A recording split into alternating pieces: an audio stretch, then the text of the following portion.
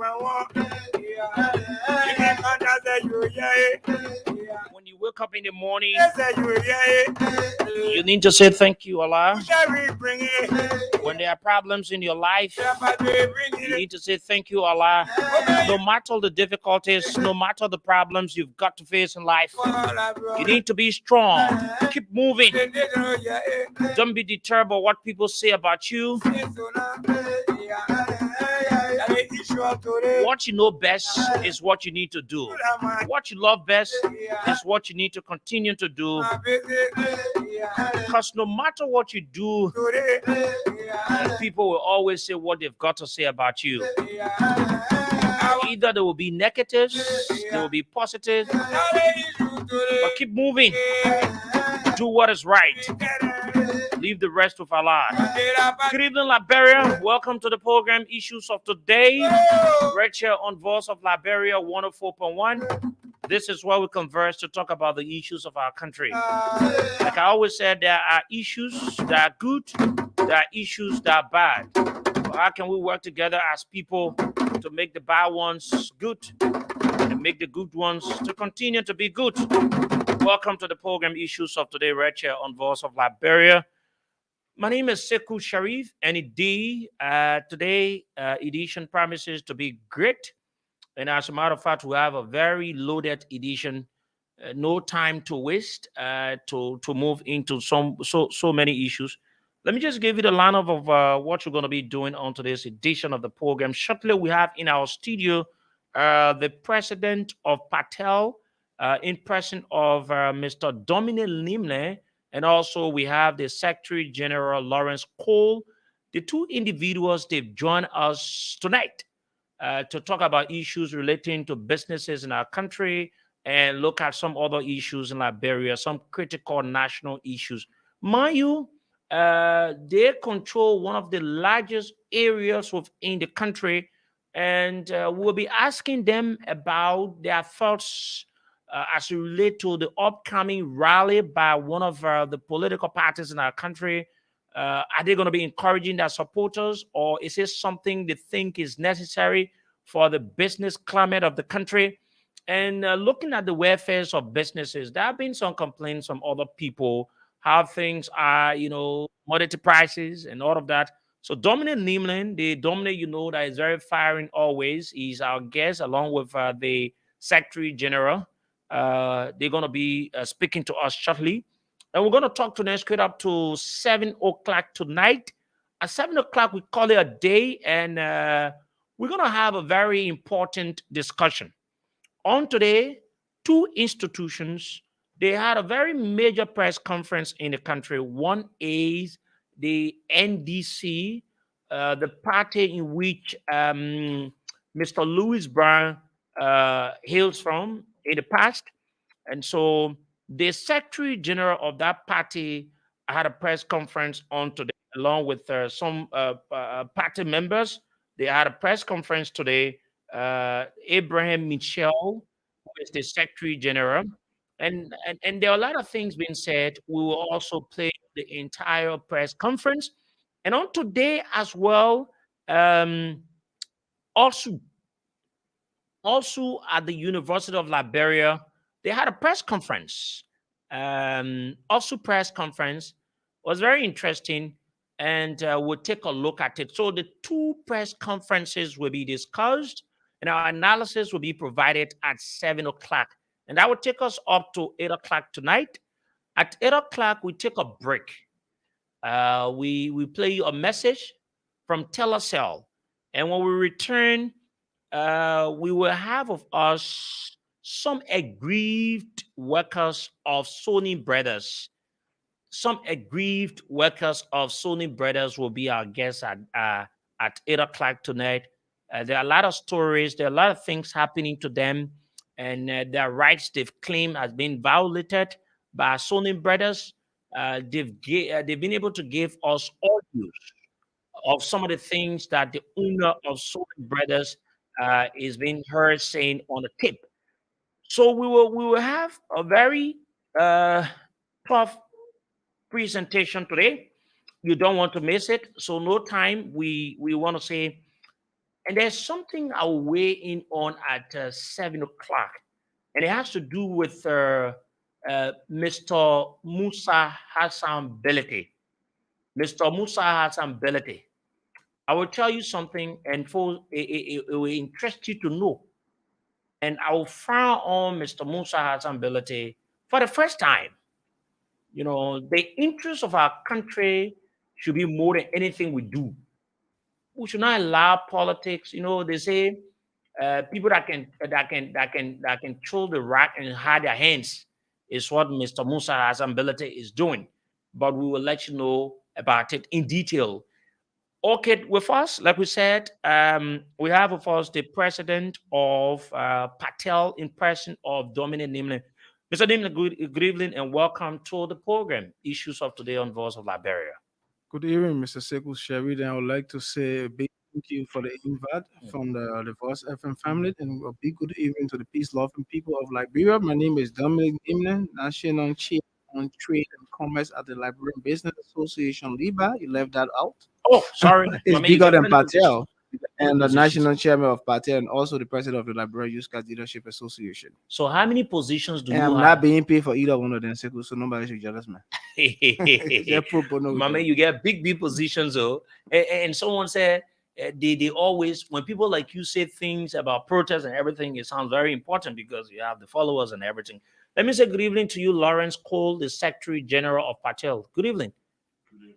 You want to come close to the microphone? Okay, good evening. Go ahead. For the invite as well. Sorry? Good evening. Okay. All right. Are we good now? You good? All right. So good evening and thank you as well for the invite. Okay. Welcome. Today, I think, very first time, right? In your studio, yes. Okay. What's your impression? Of your studio? Of course. You're getting there. Believe you me, you're getting there. Okay, thank you very much. Dominic, welcome to the show. It has been a long time. How you been faring? How is Patel and all other institutions you are part of? Well, we are trying, we hanging in there, and we got nobody to complain to than the Almighty God. And one of the things to say here is that the Liberian Business Association, the Liberian owned businesses, are from at His Excellency's President George Manuel. And I think it's about time that he look our direction. One thing that government after government fail to realize is that the little businessman in every economy is the backbone of that economy. In Liberia, we haven't been respected by our government. It's an old issue, and we want it to be rectified. Because if we don't buy the goods that the Lebanese, the Indians, the Chinese, that our government respect, will they import goods and be able to pay taxes for government to be able to pay salary? No.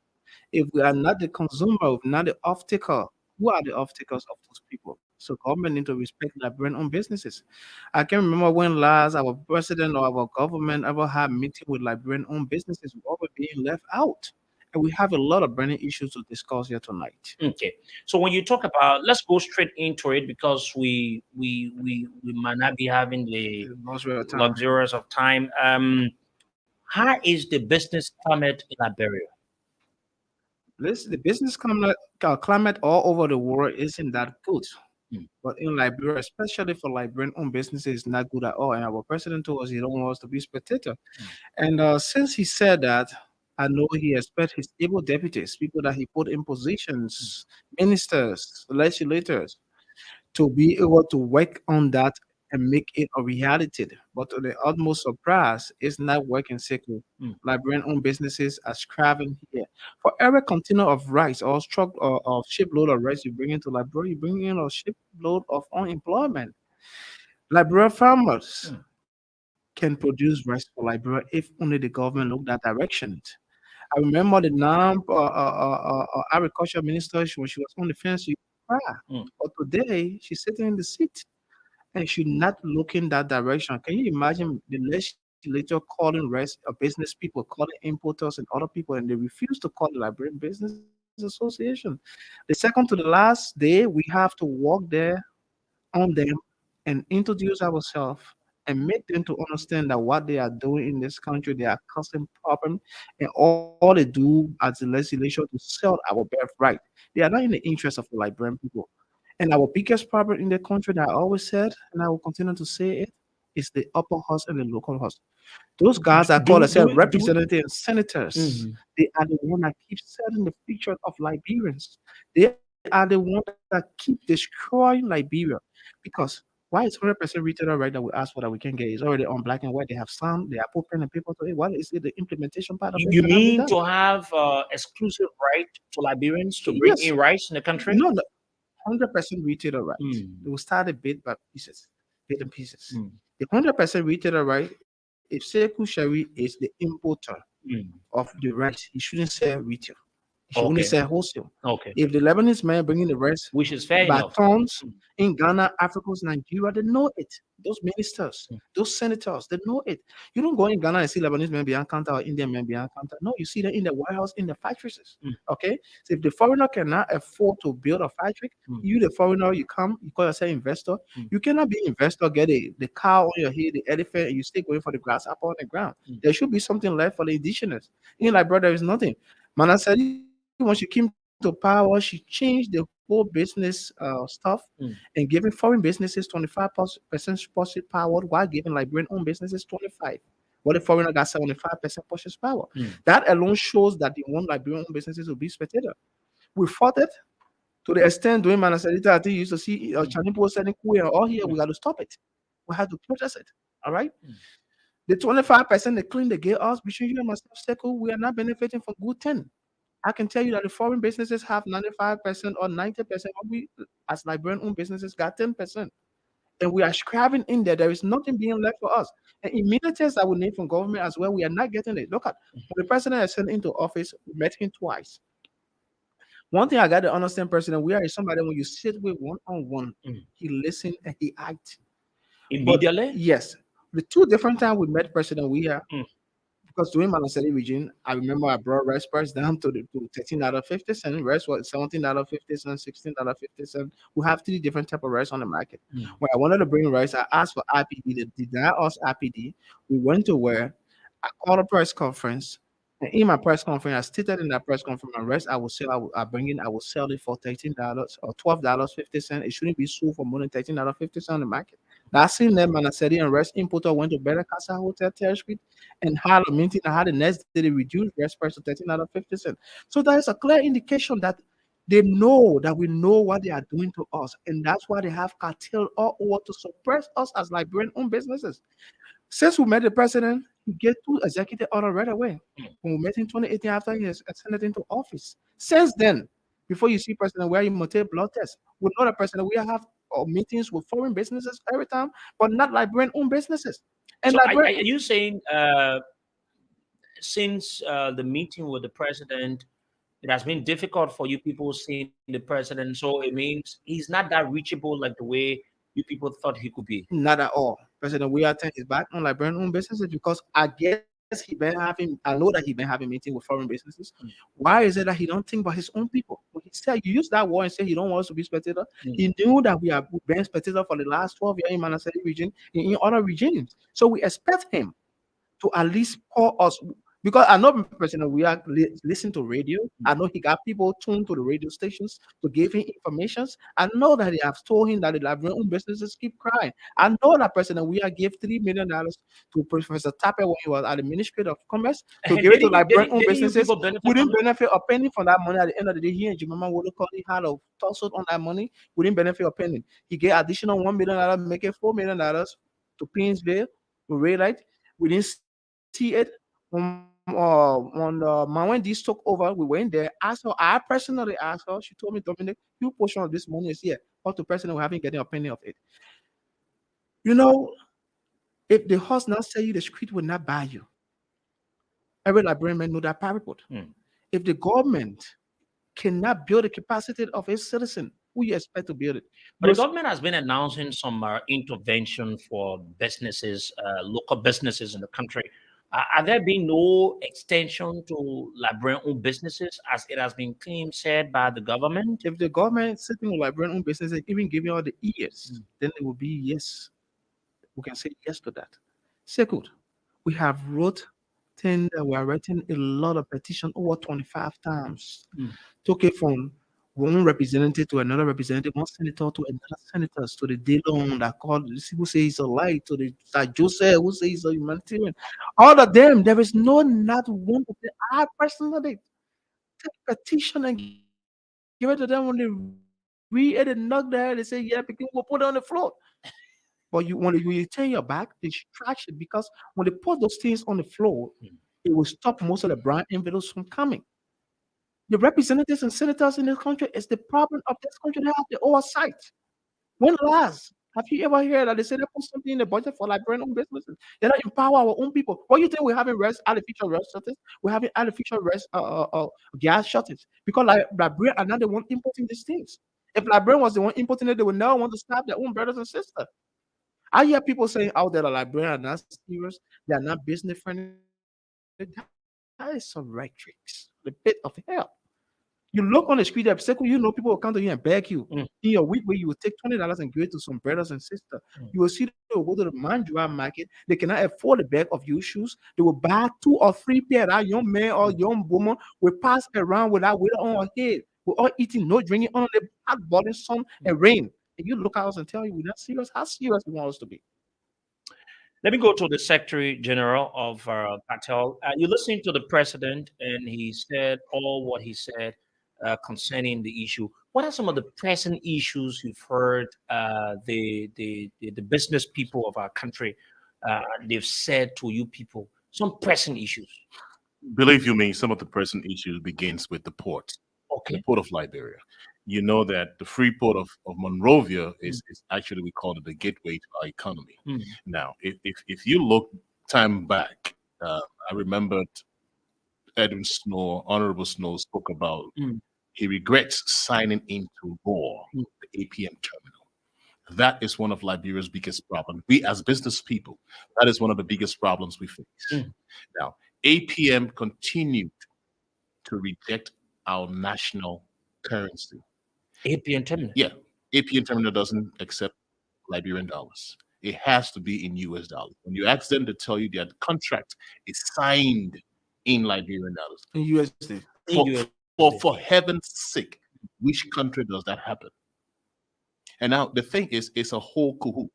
With who? We complained once upon a time about an institution called BVAC. Mm. And to our utmost surprise, BVAC mysteriously turned into METEC. It's just the same institution with a new name. Mm. BVAC, Mm. I will still call you BVAC, or Mm. METEC, Mm. APM terminal, Mm. and then the shipping lines. I pay for everything that I need to pay for. And my shipment leaves from the UK, from America, from wherever, China. And in parts of the world. It comes to Liberia. Mm. And then somebody sent you an email with my delivery order.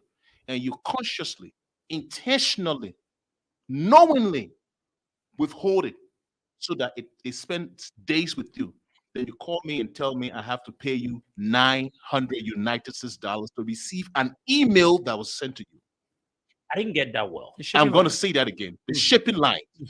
There is something they call delivery order Mm. that they give you, and you go, to receive your container after paying, all of what you're supposed to pay. Mm. They will consciously, mark my words, Mm. I said consciously, intentionally, deliberately Mm. withhold it so that you get storage on your container in the interest of MedTech and APM terminal. My man, hold that delivery order so we can get some money out of this thing. It's a complete cycle. Hmm. When you finally fight and credit that $900 to receive that email, imagine you pay 900 US For a dollars flying sheet. to receive one flying sheet email that was sent to them after you've paid over $13,000 to bring your container. Hmm. Right? Hmm.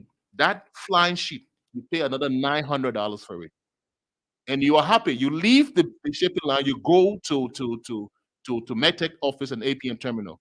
And then because of hardship, mistreatment of their workers, APM terminal workers tell you they're not working that day. Guess what? It falls on the head It of falls on the head of the consignee. You who are bringing your container, you have to pay because of lapses caused by APM terminal. When you have finally think that you're free, Mm.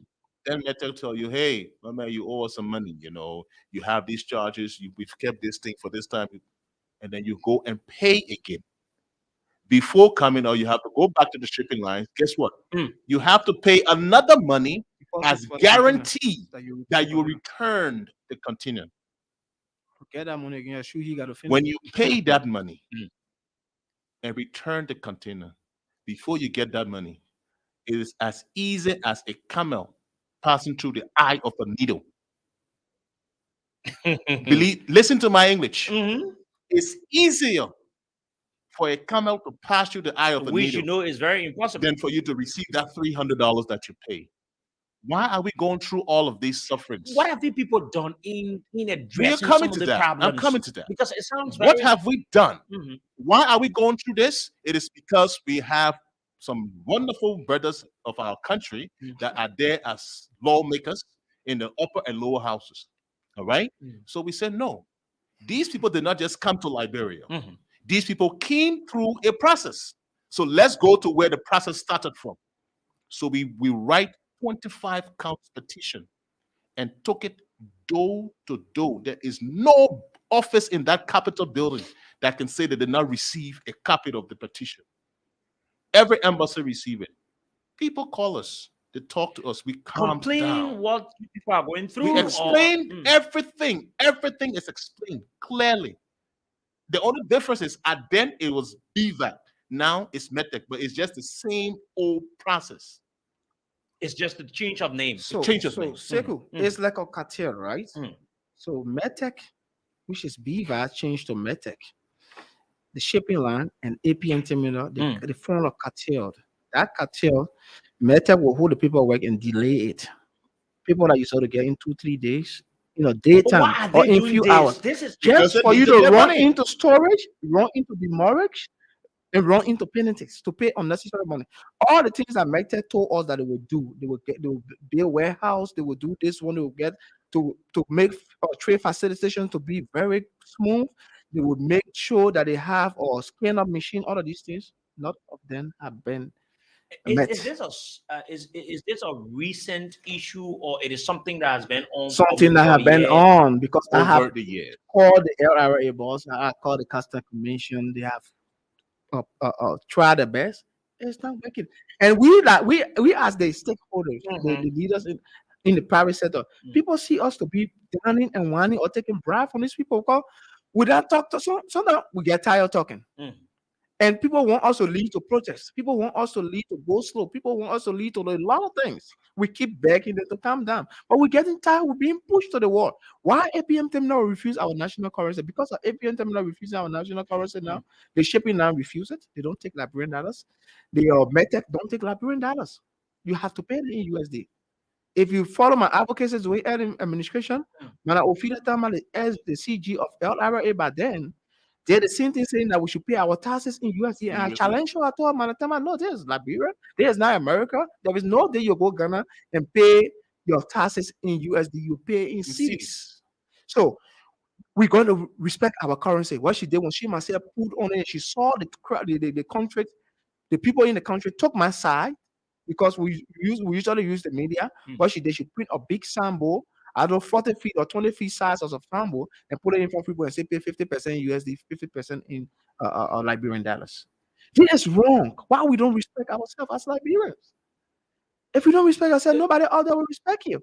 According to you, the Secretary General, you people have gone to legislators, made all the engagements up to date.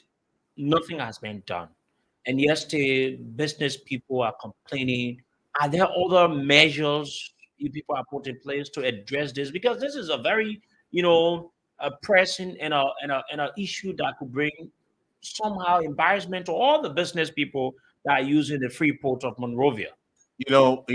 What we've noticed is that everybody is asking us to revert to what happened during Madam Sirleaf tenure. Protest?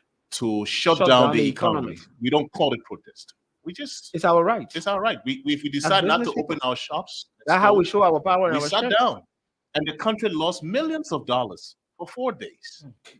But we will not resort to that yet. You see, you don't continue to push people.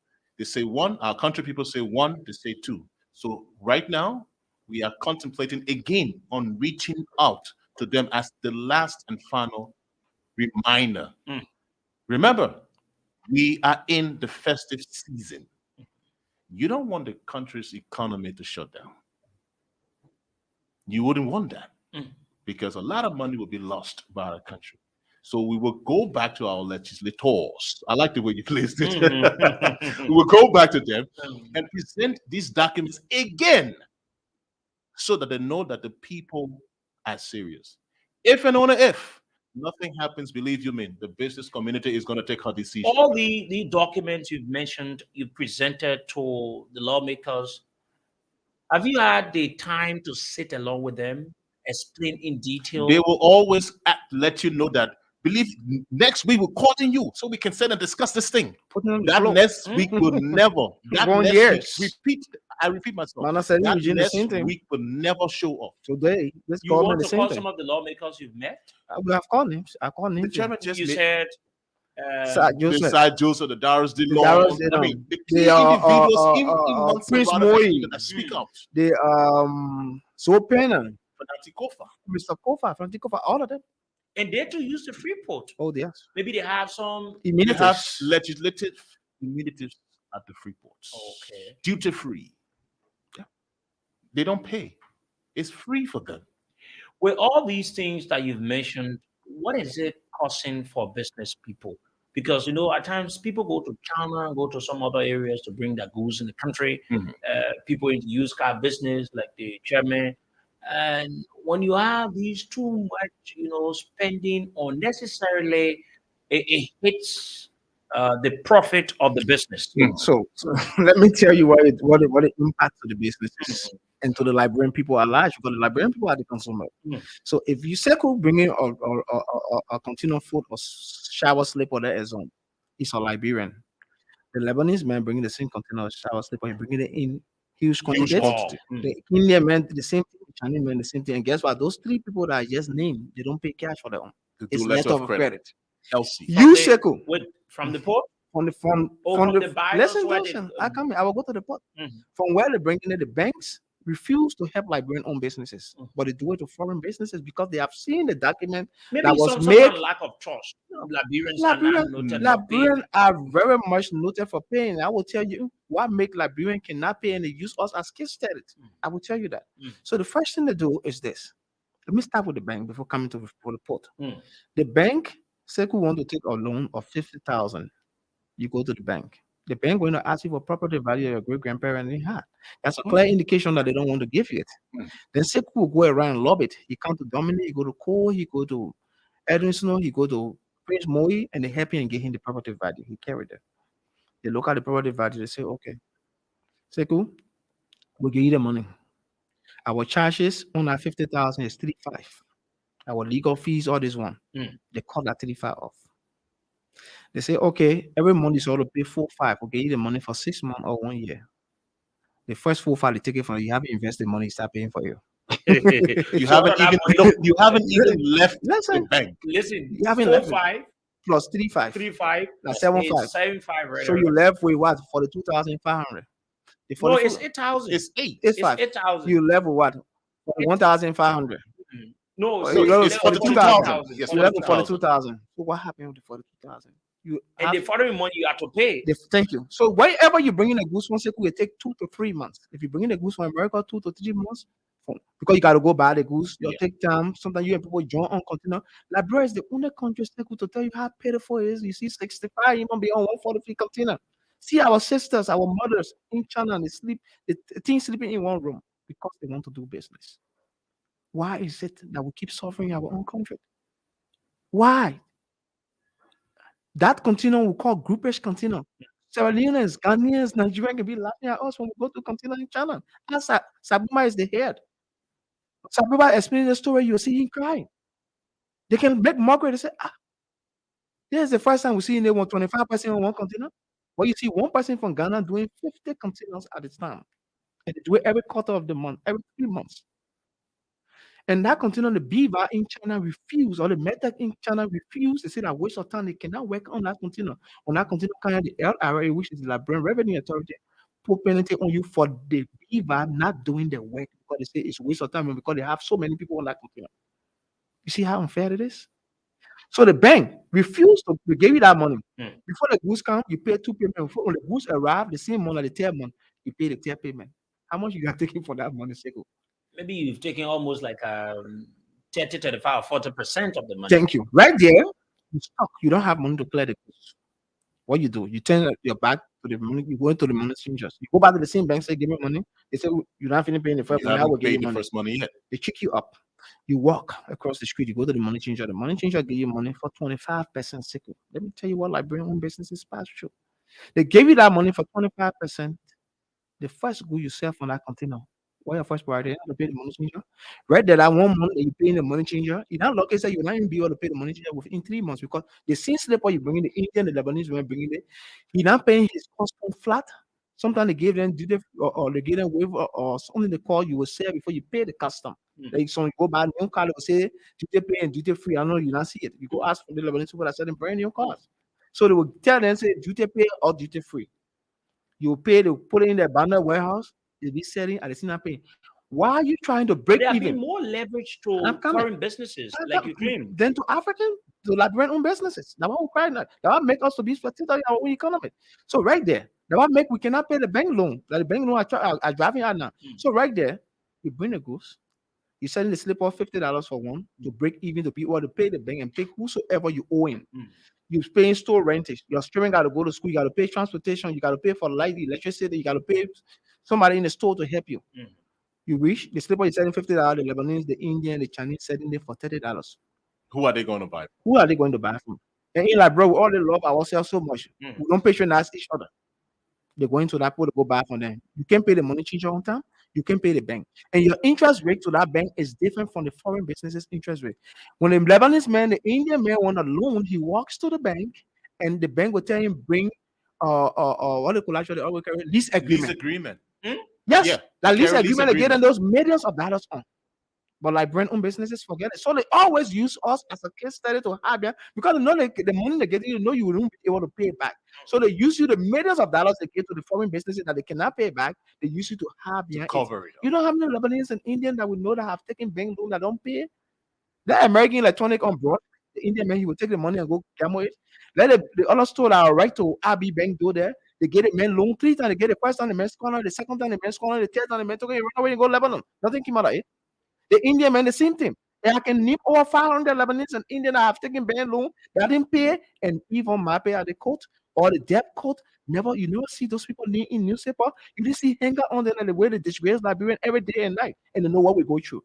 The president said, "You Liberians will not be spectators to the economy," and it is something that should be of a very serious note because whenever the president he speaks, it should be something where people will listen and abide by what he says. Mhm.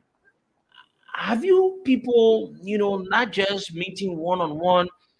I'm sure some of you people doing businesses with some people in government make the Ministry of Commerce and relevant government institutions to know about some of these things that this is what's going on, and it may likely bring the downfall of a lot of Liberian businesses in the country. So let me tell you what we did of the last 1 year, 2 months. We call a summit on all Liberian businesses, all presidents of every sector, from the Rebarber Association to the tailor union. Can you imagine the tailoring is a career, right? The tailor union said that from an unsteady regime to now, they haven't getting contract. The president of the tailor union, if he's speaking today on your media, he will be crying. He said, my machine sitting down. A lot of people machine sitting down. AFL uniform is being imported from China. The Liberian National Police uniform is being imported from China. The Border Patrol, the DA. Maybe they don't know how to do it Who told properly. you? They know how to Have do you it. seen the fabrics Have these you seen people what they make do, man? around Seko? here? You haven't saw clothes for some of them before? Come on, Seko. Hmm. You know what these people can do? Why take government to bring the relevant machine, the good group, the machine I can design. Open a place, put them there, create job for your people. Put them there, get them on loan. So we'll buy the machine for you. The face cap, the AFI uniform, the police uniform, all these things, you'll be able to produce it. You don't think the legislator can come up with such thing? No. So we came up with say, well, the government should give our loan of $50 million. We wrote that document, take it to the commerce minister because we work directly with her, the Liberian Business Association Liba. Work directly with her. We took that document to her. She looked at it and she said, "Oh, it's nice. Okay. I will show it to the president. I will show it to other people." We took it to other people. We took it to Who said it would? the commerce minister, Okay. our current Marwan commerce Dix. minister, Mawandis. I and the president of Liba with some other persons, we went there and took that document. We took it at the legislature. We share it within a business as usual. It knocked the head. He said, yeah. The government can do this. 50 million number, at least because you're not crabbing out for long. Let me see. We say 50 million, we don't want it free. You'll give it to any bank. We will go there for it. Let the interest rate between 3 to 5%. So we can be able to build our other brothers and capacity up. For those of them in the rural part that are selling slippers, will bring slipper by container and supply them. Those of them that are selling or t-shirt will bring t-shirt and supply them. The tailor union will bring the machines that they named, will bring the fabric that they named to sew uniform for government schools and etc. So they can be able to feed their family. All of them knock the head to that document. Seku, up to present, not a penny we have getting from the founder minister, everybody. What really going on? Why Liberians are so wicked to each other? Why? What is $50 million is a change? It's just one businessman money in or half of his principal in Ghana or in Nigeria. The government can tell me they can't get 50 million, man. Why is it that we're so wicked to each other? And the president So said are we shouldn't there be spectators. no laws to protect Liberian business? There is no law. All of those laws have been swept in brown envelope by the legislator, the representative, and the senators. Siku, let me just throw this in. There is something called the Liberianization policy, which I know of. and that is something that our people in the legislature don't want to hear about, because that is where our rights are as business people, as the business community. That is where it tells you what our immunities should be. But they refuse to adhere to it because of the same business as usual. And the chairman made a lot of points. But let me bring something to your knowledge as well. The chairman started with this artificial rice shortage.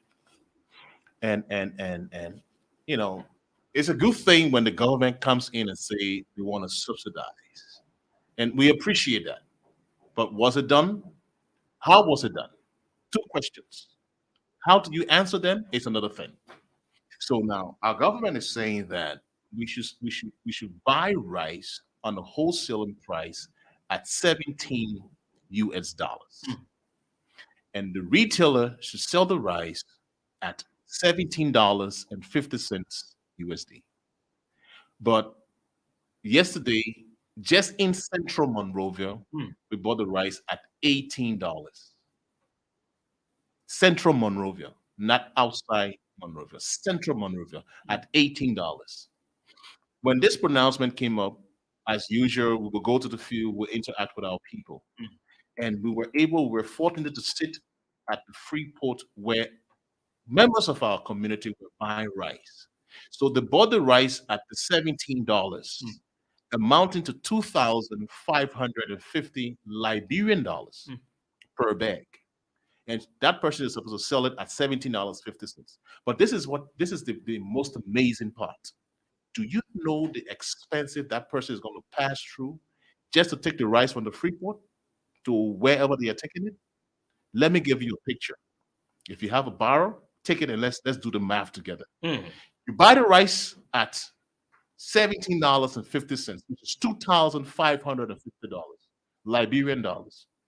So 2,550 Liberian dollars, $17 at $150. Now, this lady was buying 100 bags of rice, and her destination was Gardnersville.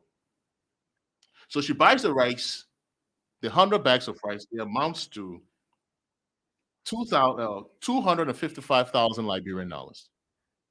That's number one. Now, every bag of rice to take it from the warehouse to the truck is $5 Liberian. So $5 times 100, that's $500. And not just that, some of them interesting now that the person is not It's sure. not stable. Mm. All right. Those are the guys who are holding it on their head. Mm. Now, when it enters the truck to take the rice in the truck to your warehouse, right? To Ghana, Vietnam. Depending the location, we're taking the Ghana'sville location. The Ghana'sville location is $60 Liberian For dollars one bag. per bag. So $60 Liberian times 100 bags. That's how much that? That's 6,000. Mm. So don't forget, you got 255,000 plus 500, now plus another 6,000. Now, before that truck leaves the Freeport, there is something they call the trucking fee. That's $500 depending on your area. All right. Her area outside Monrovia is 500. Within Monrovia is 200. So outside Monrovia is 500. So she pays $500 for the truck. So it's 255,000 plus $7,000. If you average that, it gives you $262,000. Divide that $262,000 by the 17.5. You will not even be able to pay for the 100 bags. You pay for 99 bags. So technically, she is not selling market. She just took the goose to give the people the money.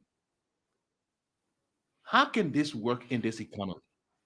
But yet, people infused money as subsidy, which is wrongly done.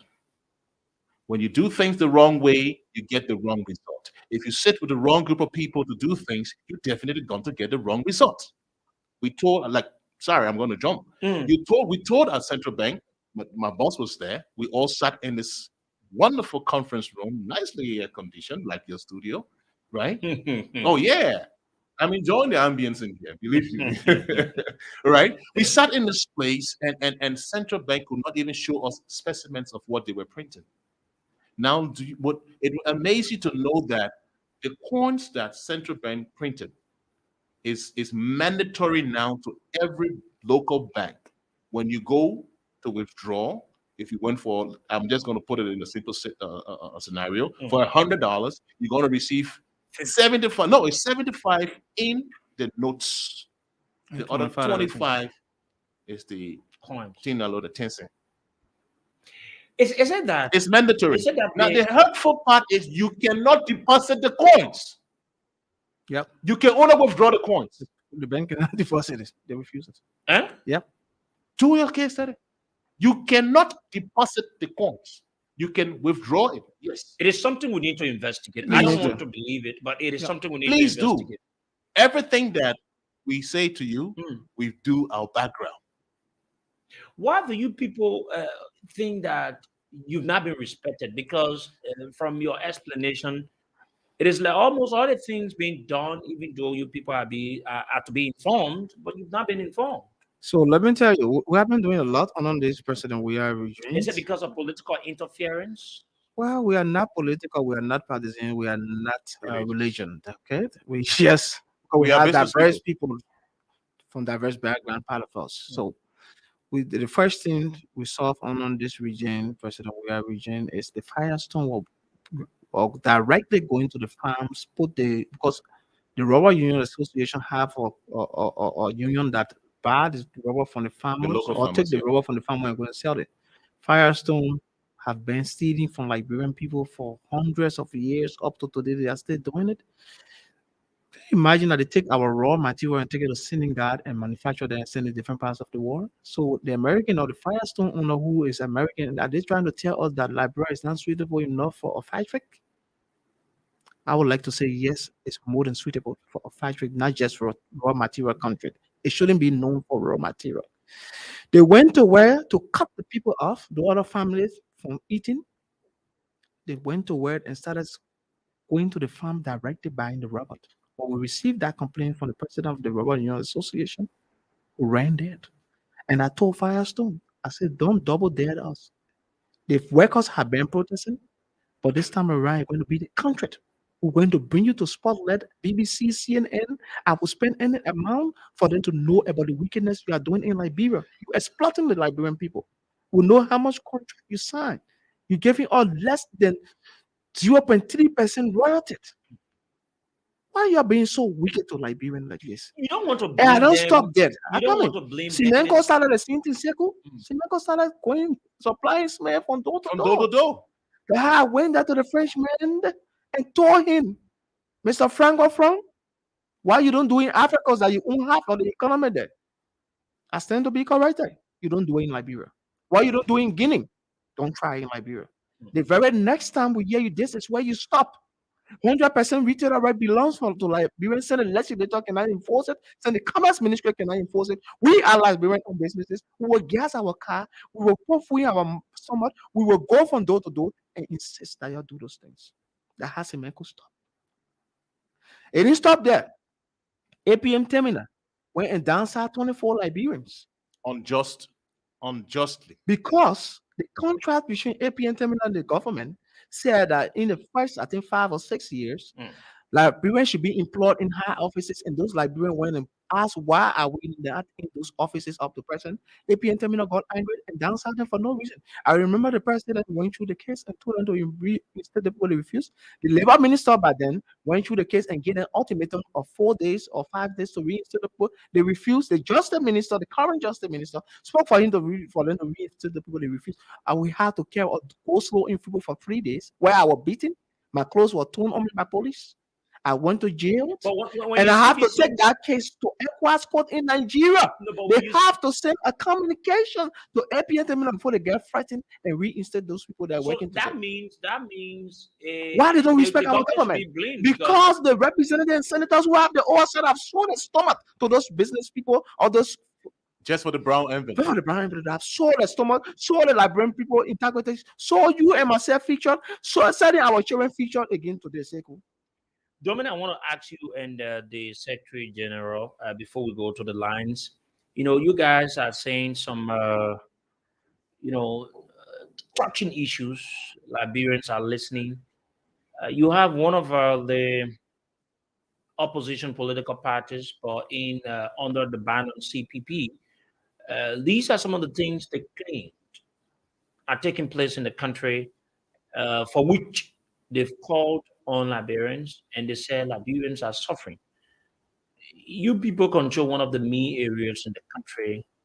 Do you think this could be one of the means where you're going to jump free to express yourself that these things are happening in the country, and indeed it is not good for the Liberian people about the December 17 rally by the CPP? Okay, so let me come Answer in first. before my boss. Mm-hmm. Patel Mm. is a non-political institution. Okay. Patel is a non-religious institution. All right? Mhm. We don't Not we, partisan. we don't belong to any political party. Mm. All right? If a man who is selling slippers down Waterside decides to go to a protest, it is not Patel, it's not a business community selling them. All right. So we remain as a business institution. We advocate for the rights of Liberian owned businesses. All right. That is where our rights stop. What happens on the 17th is I don't want to say it's none of our business, but we are not engaging ourselves into that. We will not you think it is support. prudent? We will not support our people Mm. to engage into that. Now, you see, if you want your business community to grow, you don't want to influence the business with politics.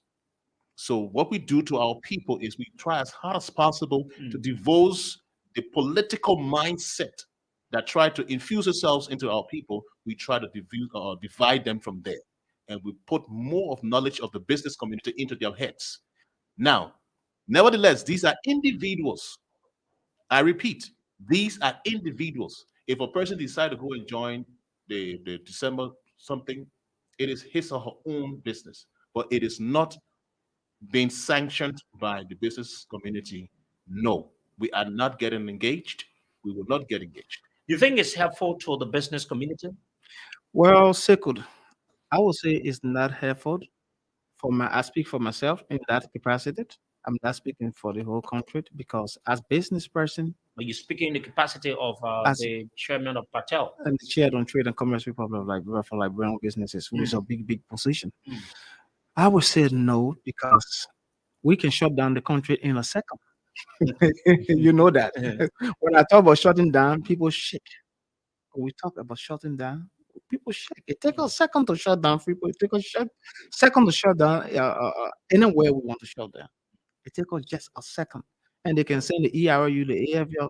They will kill and They've get beaten tired. us They before. will It's a beat us and normal get thing. tired. Okay?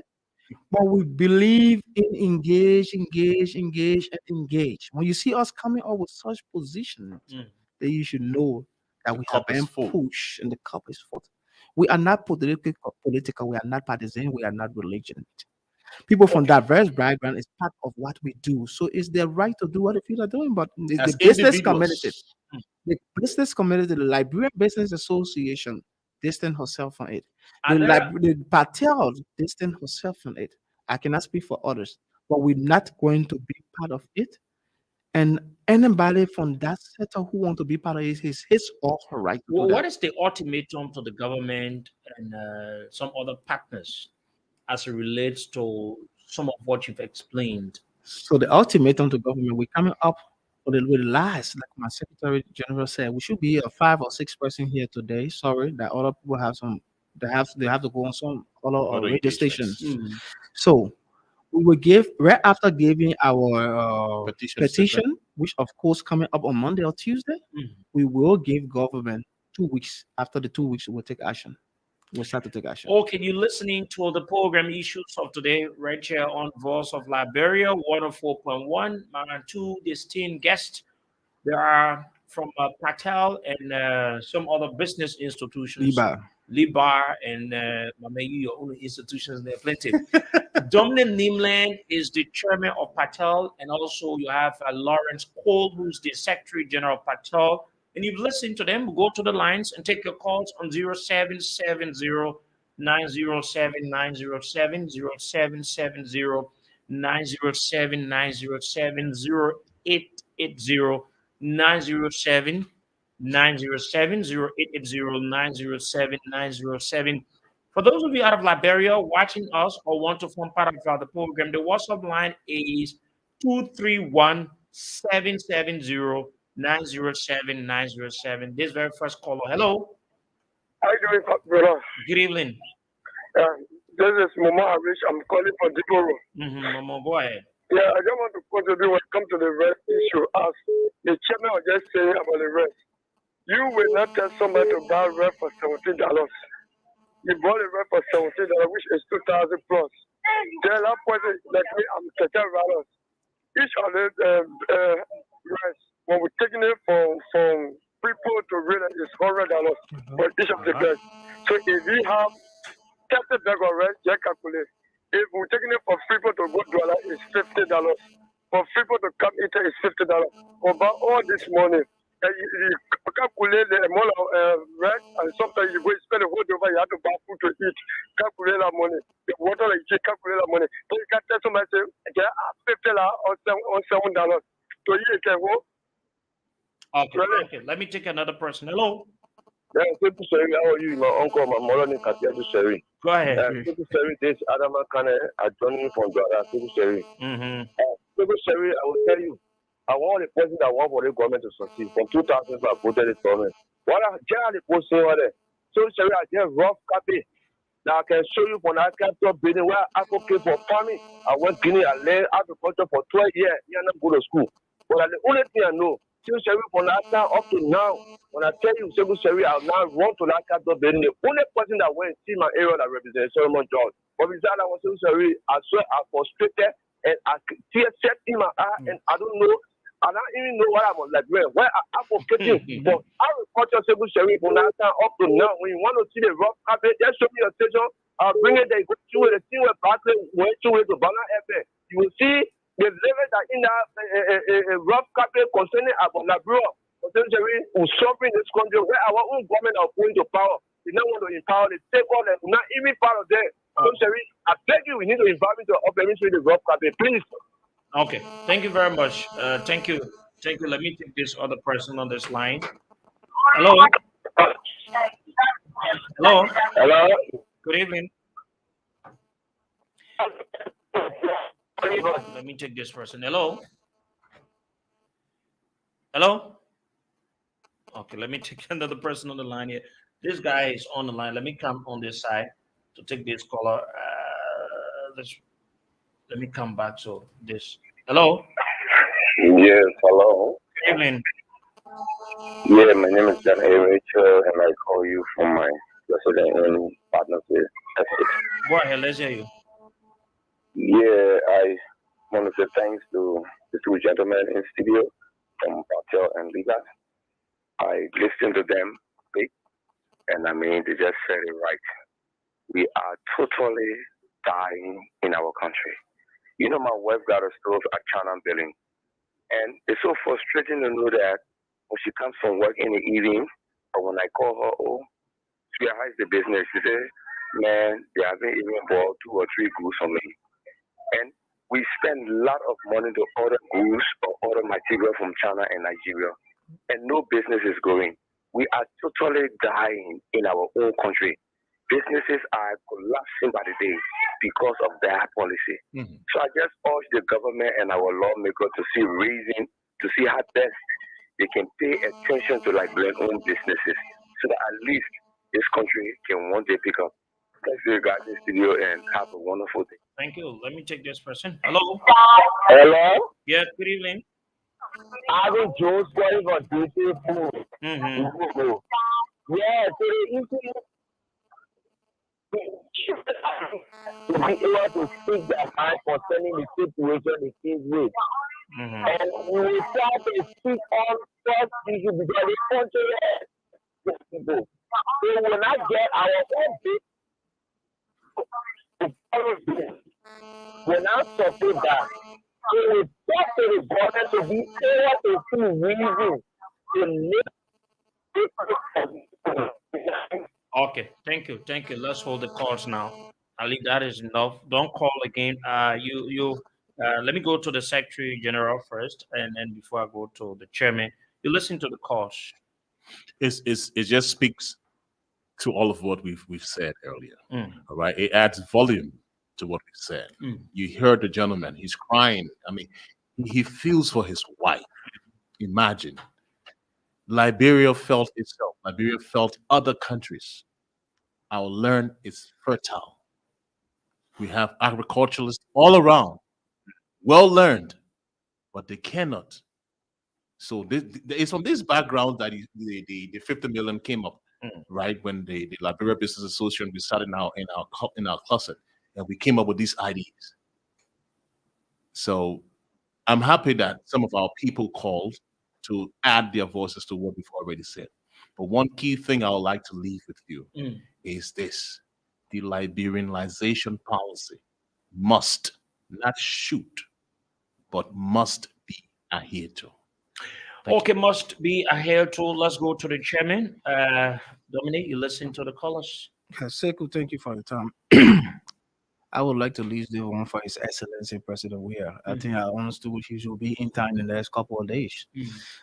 President Weir, Liberian owned businesses is not happy with you. I said this on the other platform this morning, and I'm going to say it again. I one person who not yet for saying what I stand for. Mm. Liberian owned businesses is not a frown at you.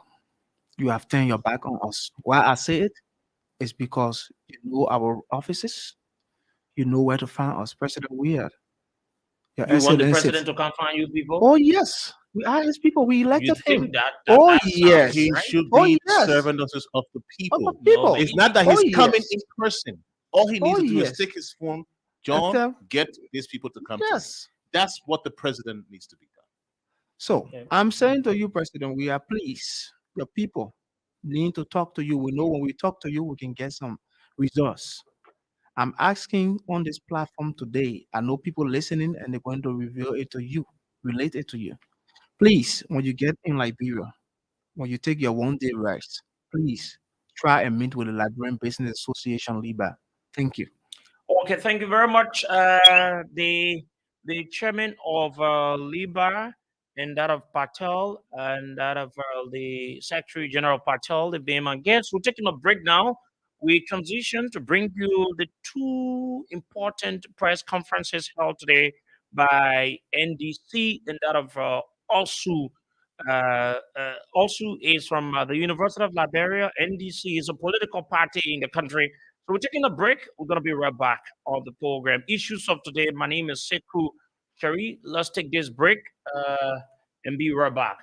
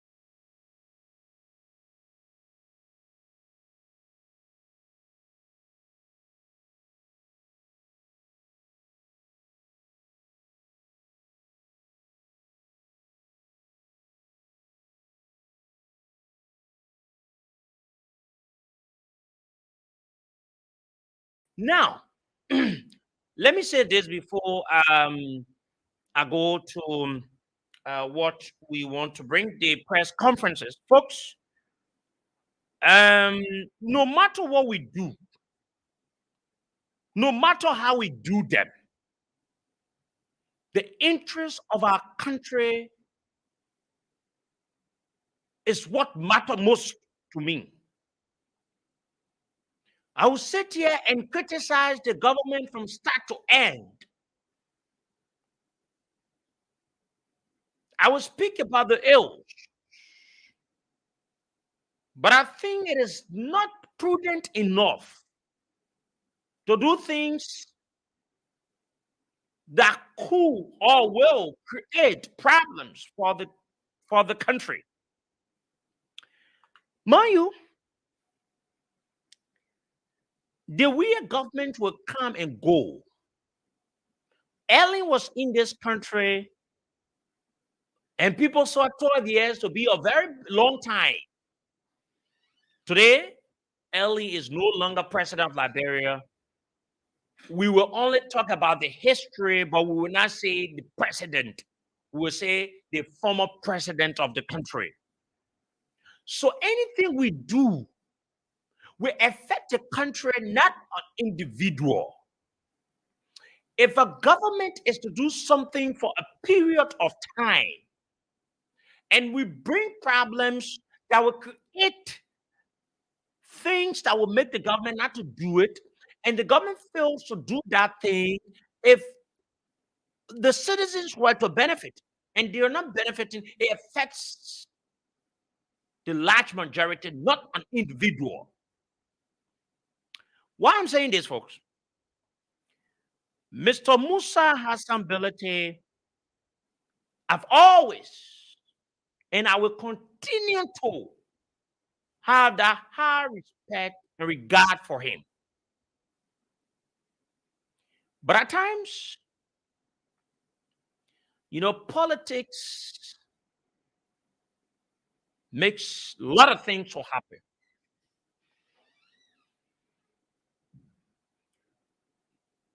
There's something I want to say to you. And Mr. Musa has some ability, a very big brother of mine, somebody that I respect. I think you went down low on this. When people try to make an issue so difficult and make a picture to look very diminishing, it becomes something very important for us to look at. I don't want to come and sit here and say, oh, I know Mr. Musa has ability to be a businessman. Mr. Musa has ability, has got all his wealth from Liberia, doing his businesses. Somehow, somewhere, Mr. Musa has ability is still succeeding in his business or his businesses he has in Liberia. Let me tell you this thing. How many of you know what they call poison pen letter? How many of you know it? Let me tell you what is poison pen letter. Poison pen letter. Whenever someone says to you that John Brown did a poison pen letter, what should run to your mind? Poison pen letter or note containing unpleasant, abusive, or malicious statements or accusations about the recipient or a third party.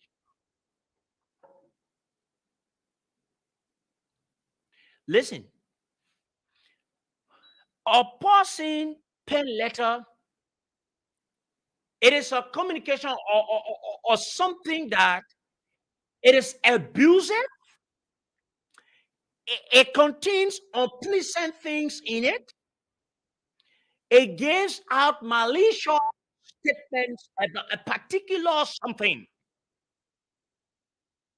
Now, this is what, no matter how it is, I don't still see Mr. Musa has ability to be that, quote unquote, political person. Reason being is he has come from the business background. So sometimes when I see Mr. Ability saying these things, I feel like, yes, okay, the big brother wants to flex himself and wants, because sometimes when you're in politics, it helps you, guide you, and, protect you in some ways to do things or move on some other issues. But to the extent that Mr. Musa has ability has gone, I want to personally disagree with him, and there should not be, there should be no amount of political issue to push us to a point to paint our country black to other people. Listen, this thing they call, for those of you that have not listened, a poison pen letter. When someone tell you, say, I send a poison pen letter, poison pen letter, poison pen communication, whatsoever, or something of such, it tells you that that person has been able to send abusive communication about you to another person, or it tells you that that person has sent a communication very unpleasant about you to another person. It tells you that that person has sent malicious statements about you to another person. This is what Mr. Ability has done against the country's image. A big brother that I really respect. On this note, you did not do well. You know, sometimes, no matter what you do, Mr. Ability, you've gotten all your wealth from this country. And I don't want to go away. No. I respect you. I respect you a lot. But we should not allow politics to carry on to a certain level, to the extent we will get blind eye to issues and, and paint our country black. At the end of the day, you go anywhere and you're one of the big guys in this country. When you go anywhere, they say, where you from? You say Liberia. Then people say, oh, that Liberia, what this? And it is because of some of the poison pen notes people like you, Musa, has sent to other people. This is totally, we should not allow politics to make us to go this far. No. We say all kinds of things about our country. We do all kinds of things about our country. And to the extent we spend to just get our country to a place where it is very denigrating. How did we arrive at this point? But I just gave you a gist of it. I will come up with something very important. And on this note, you know, I was saying this, and I was thinking, I was contemplating, I said, why is it Mr. Belete is not involved in this December, 17 uh or with tile rally or whatsoever. I was thinking about it.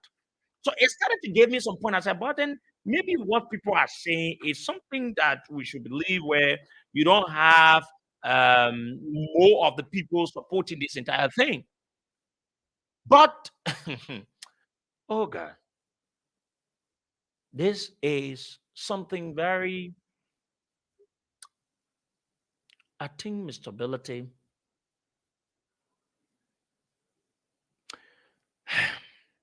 we should not allow politics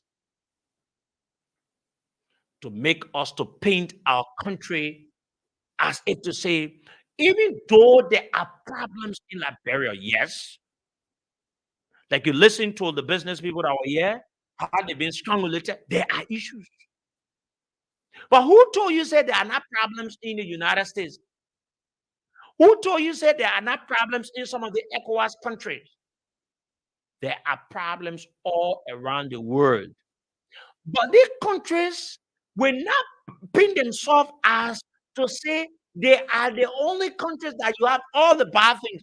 Who told you that people can get gun and kill people here in America? They can do it there. I'm not supporting anyone here for doing such. But when these things happen, we see it to be as if to say it is only unique to Liberia, and we try to brand ourselves in a negative form and give a bad picture and image to our country. A poison pen note or communication. When anybody tell you that they did a poison pen communication about you, bear in mind that in that communication, they've said unpleasant things about you. They've said abusive things about you. They've said, and they've made a lot of accusations about you. And this is what Mr. Ability has done against the image and interest of the country. Anyway, this too is Liberia. Let's go for, this December 17, and trust me, like we said, as a media institution, we will provide a platform to every one of you, no matter who you are, which one of the political parties you've come from. We gave you the opportunity so that your voices can be heard. Another thing that caught our attention today is two major press conferences.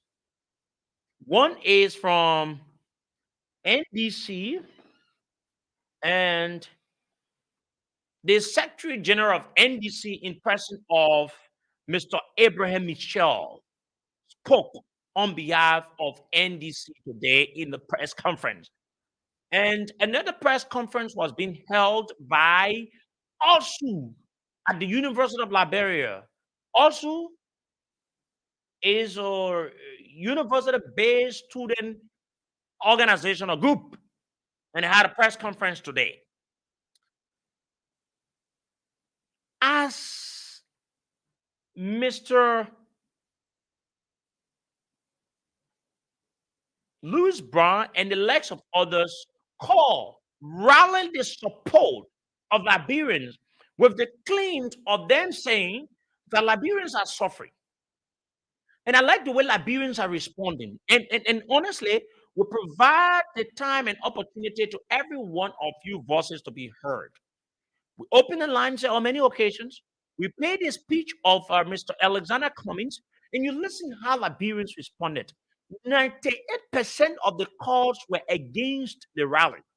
That does not mean that people will not go out. No.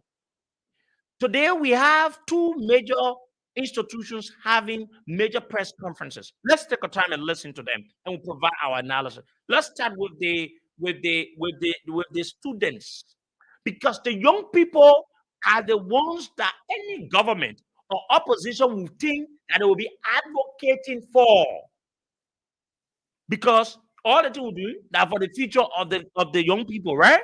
When the politicians say the young people are not, all these things lie on the heads of the young people of the country. But let's listen to what ALSU said today about the December 17 rally from Tim Cummings, in extension ANC, and that of CPP. Members of the Fourth Estate, distinguished ladies and gentlemen, I would like to say good morning and welcome to the headquarters of the University of Liberia Student Union. And this is one of our many press conferences kicking off the workings of the University of Liberia Student Union newly elected leadership. So before I go into the nitty-gritty of this press conference, I'd like to recognize the Financial Secretary or Student Leader Apatia Diallo. I'd like to say thank you and welcome for coming. And this press conference will be addressed by the President of the University of Liberia Student Union, in presence of President Vavi James Dukley. So we'll be highlighting key issues, also cautions Listening to us on the radio and also watching us. Let's get it correct, and so you can have also a clear demands government to understanding. We're establish having war an and echo here. economic Let's transport, get it correct, and and so also we can frowns on the CDC do this. government for the high Our rise in technicians the are cost doing it, and I of want you living people to and listen hardship to what the young in the people country. said So today in ladies their and press gentlemen, these are the issues conference that the President of the about University of the Liberia December Student Union will be 17 addressing, rally. and we'd like to say welcome to this press conference. President Dukley. Greetings, comrade. The University of Liberia Student Oh, Union. this is good. This is Chapter good, but Hill our Campus, technicians, our Liberia, producers are Liberia. doing it.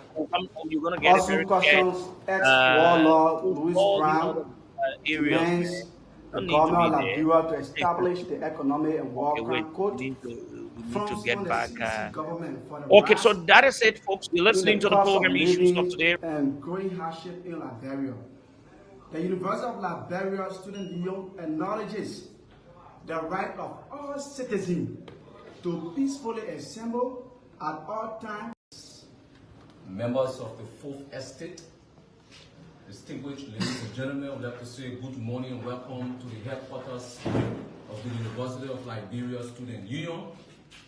And this is one of our many press conferences kicking off the workings of the University of Liberia Student Union newly elected leadership.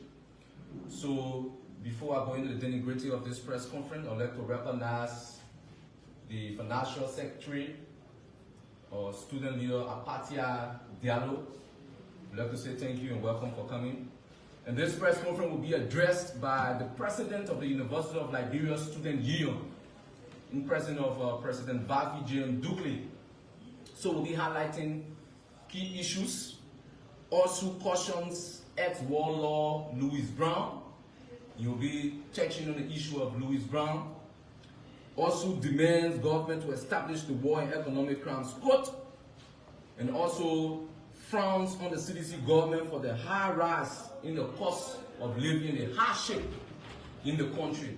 So ladies and gentlemen, these are the issues that the president of the University of Liberia Student Union will be addressing, and we'd like to say welcome to this press conference. President Dukley. Greetings, comrade. The University of Liberia Student Union, Capitol Hill Campus, Monrovia, Liberia. Also cautions ex-warlord Louis Brown, demands the government of Liberia to establish the Economic and War Crime Code, frowns on the CDC government for the rise in the cost of living and growing hardship in Liberia. The University of Liberia Student Union acknowledges the right of all citizens to peacefully assemble at all times, as stated in the Constitution, Article 17 of the 1986 Constitution of the Republic of Liberia. However, the Student Union government strongly frowns on active and continuous participations of ex-rebels and warlords in the national decision-making process. Calls on Minister Louis Brown, an ex-rebel of Taylor's NPFL and a proud beneficiary of the bad governance, to keep quiet, apologize to the Liberian people for his role played during the bloody 14-year civil uprising in Liberia. Insofar, we attest to the worsening economic conditions and bad governance under the WIA's administrations. We also believe that a Louis Brown has no moral rectitude and the political decencies to rally our people to protest. The history of Mr. Louis Brown in Liberia has never been associated with the history of the suffering masses of our people. The last time Mr. Louis Brown got hungry, he was felled by the desecrated executive mansions. The call for protest by Mr. Louis Brown today is another political scheme designed by him to use the struggling masses to feed on his never-ending hunger. While it is true that the WIA government has brought immense suffering on the Liberian people, we strongly detest the selfish attempt by a cool man like Louis Brown to lead our people against such a condition, especially when Mr. Louis Brown has been an agent of wars that led to the destruction, death, homelessness of many innocent Liberians. Over the years, Louis Brown's only strategy to attain lucrative jobs and huge paychecks is to challenge the state and its actors with different forms of political gimmicks, while he uses the Liberian people as a mere collateral. Also want to categorically frown on such a chronic political maneuvering, which has offered nothing less for the Liberian people other than disappointment called we dire suffering, which we strongly believe is well or machinated attempt to gamble the Liberian people for his personal and parochial interest against the many genuine Liberians who are indeed dire suffering from the excesses and baggages of this government. The people who have contributed and continue to contribute to the suffering of the Liberian people should never be given an opportunity to grow on the current appalling economic conditions of the state. For the past 30 years, Cook like Louis Brown and his likes have been leashing on public comfort and crying for themselves millions of dollars while working with some of the most despotic apartheid regime in the country's history, such as the Taylor's and the Sallis administrations. With such a history, also want to emphatically state that Mr. Louis Brown lacks the moral to protest against a system which himself is a maker for the past 30 years. Therefore, the student young government of the University of Liberia strongly caution all students to consciously choose who to follow, as history will judge them of their actions. Those with detailed public records should not be given one space or should not be providing a solution to students, because the students represent the future leader of this country. Henceforth, also is calling on more than 19,000 students of the University of Liberia and the Liberian masses as well to choose a more genuine voice instead of a common political hustlers in Louis Brown. Mr. Brown is a vestige of the Taylor and Salif government, who should find a way to clean his hand from the many atrocities he and his master committed against our people. In Liberia today, if there's any institution that should be calling for a protest, should be the Vanguard Student Unification Party, the Liberia National Student Union, and other campus-based political parties. The struggling civil servants and other patriotic Liberians, not a clique of crooks who wants to use their already diminishing political relevance to lift us to relevance.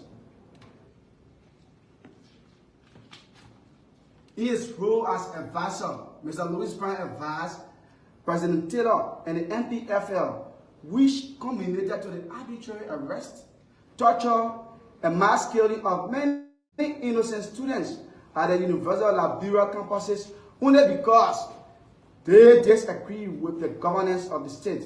On March 31st, on March 21st, 2001, to be precise, on March 21st, 2001, right on the campus, the Capitol Hill campus of the University of Liberia, Mr. Louis Brown ably advised Mr. Taylor to invade the Capitol Hill campus of the University of Liberia, where they shot, brutalized, raped peaceful students that gathered on that day to express that disagreement with the dictatorial regime of Charles Taylor.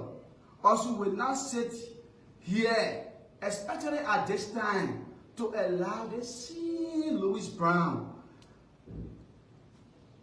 to motivate us to protest.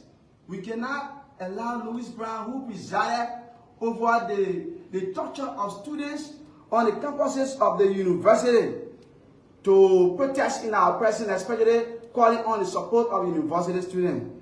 This war criminal is well documented for his role in the discrimination and detention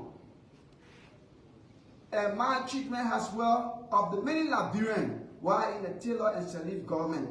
Today, they see Mr. Louis Brown want us to believe that he is capable to demand real and genuine change for Liberian people. We see this as nothing more than an attempt to feast on the gullibility of many Liberians who see such a warlord as a voice of truth. On the other hand, the University of Liberia Student Union calls on the CDC government to establish the War and Economic Crime Code. While in opposition, CDC vehemently campaigned for the establishment of this code. As a key proponent and campaigner, we believe the CDC should be holding on to its promises. It baffles us that CDC, now in the driving seat of leadership, but deliberately reneging to live up to its promises to the Liberian people. We see this as an affront to the more than 250,000 people who lost their lives in the senseless and reckless civil crisis. If the WIA-led government failed to implement the TRC recommendation, the blood of those innocent Liberians will remain on the hands of Mr. Weah has remained on the hands of Louis Brown and Madam Salives. The families and relatives of those deceased Liberians need justice. We will not sit and watch CDC compromising justice because of political patronage. The CDC must muster the courage to establish this court and disregard all political sympathies or nefarious agreement.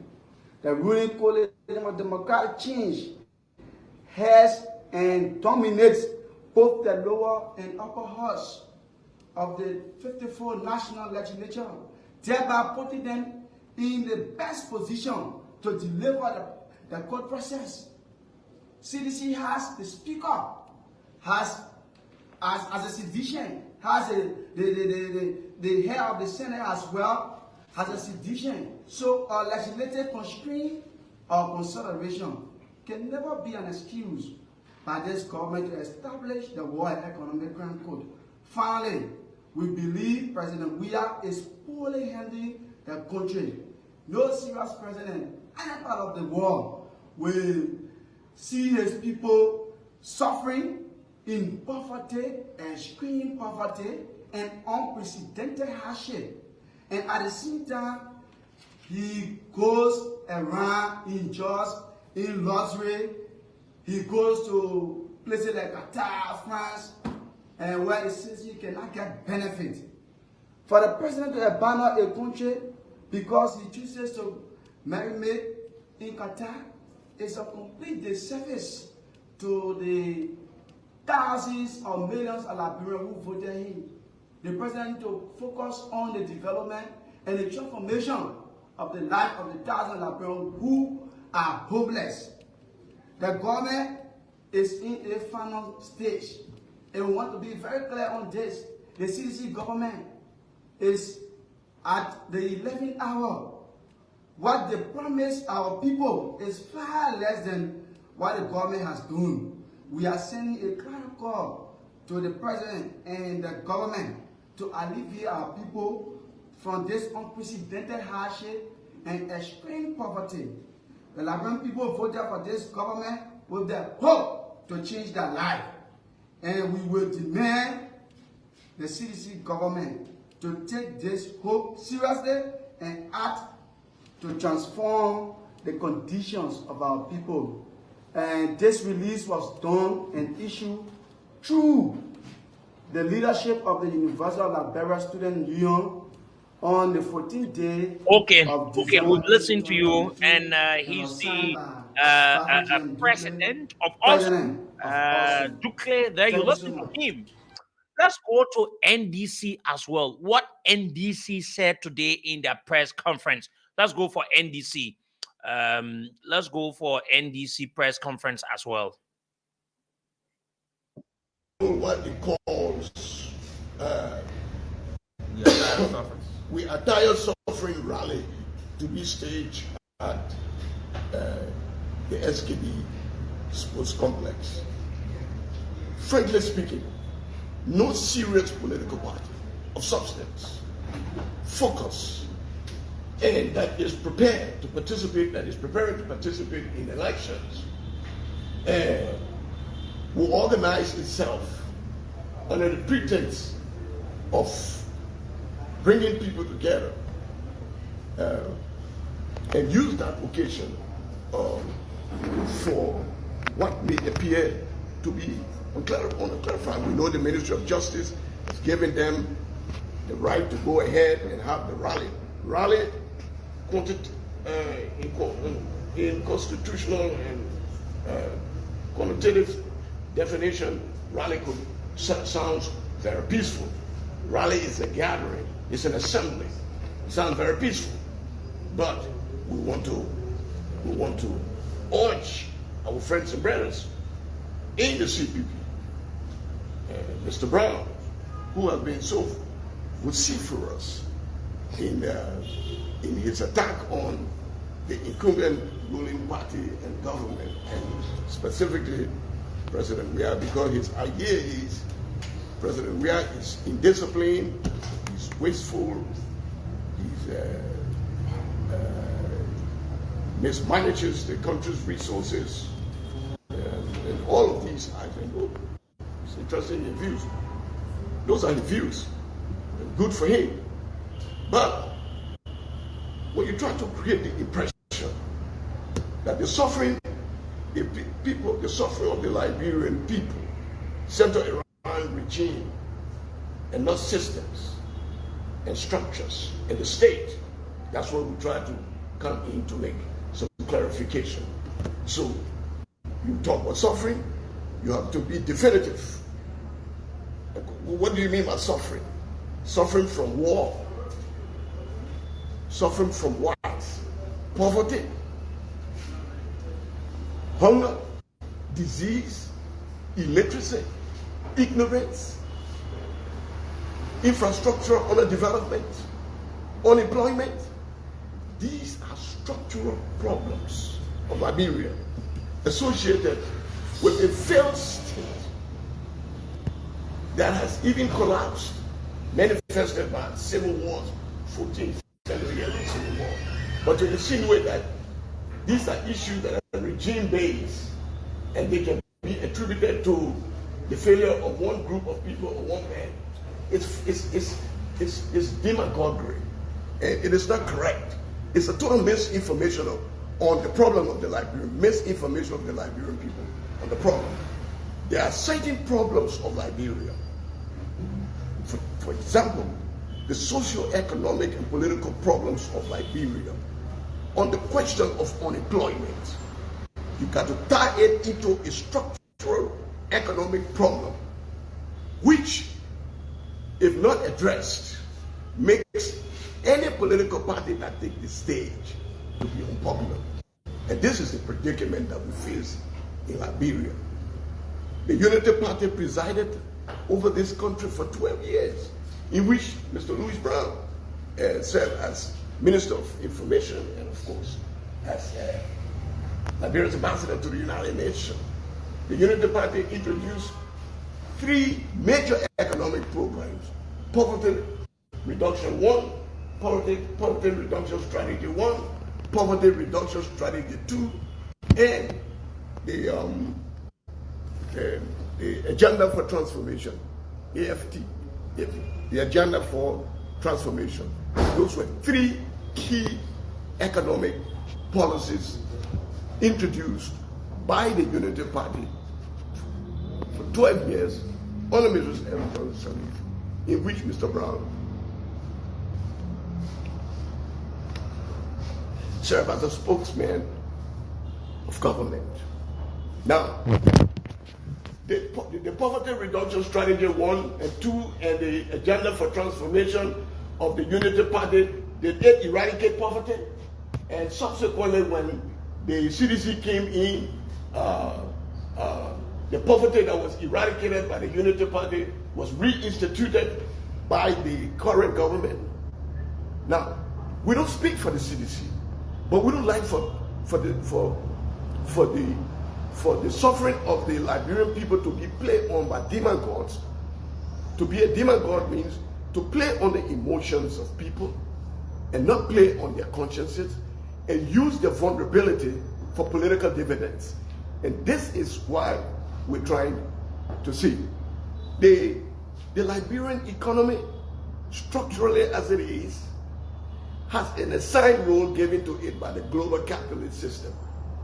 Our role that is given to us is to be suppliers of cheap natural resources on the basis of unconscionable concession agreements.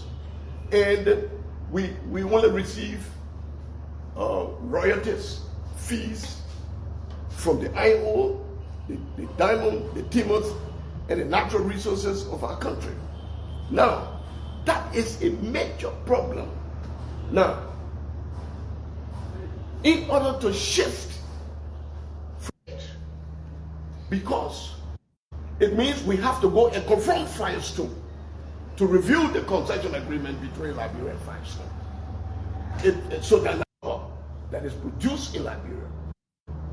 It means the national stakeholders, all political parties, opposition and the ruling party need to come together to have a national agenda for the review of our national economy, we have to go and confront Metal Steel. Metal Steel replaced Lamco. Lamco, Metal Steel, all what they've been doing, shipping iron ore from this country. He's a geologist, and he will speak to that. You want to talk about the economy. We have to go and confront Golden Verenum. Golden Verenum is a major oil palm company and other more oil palm companies. What they're doing now, they're producing oil and shipping red oil from Liberia. They should be producing oil products, factories in Liberia.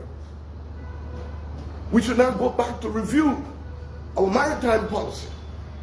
You don't forget, the maritime program, for example, came into being under President Tubman.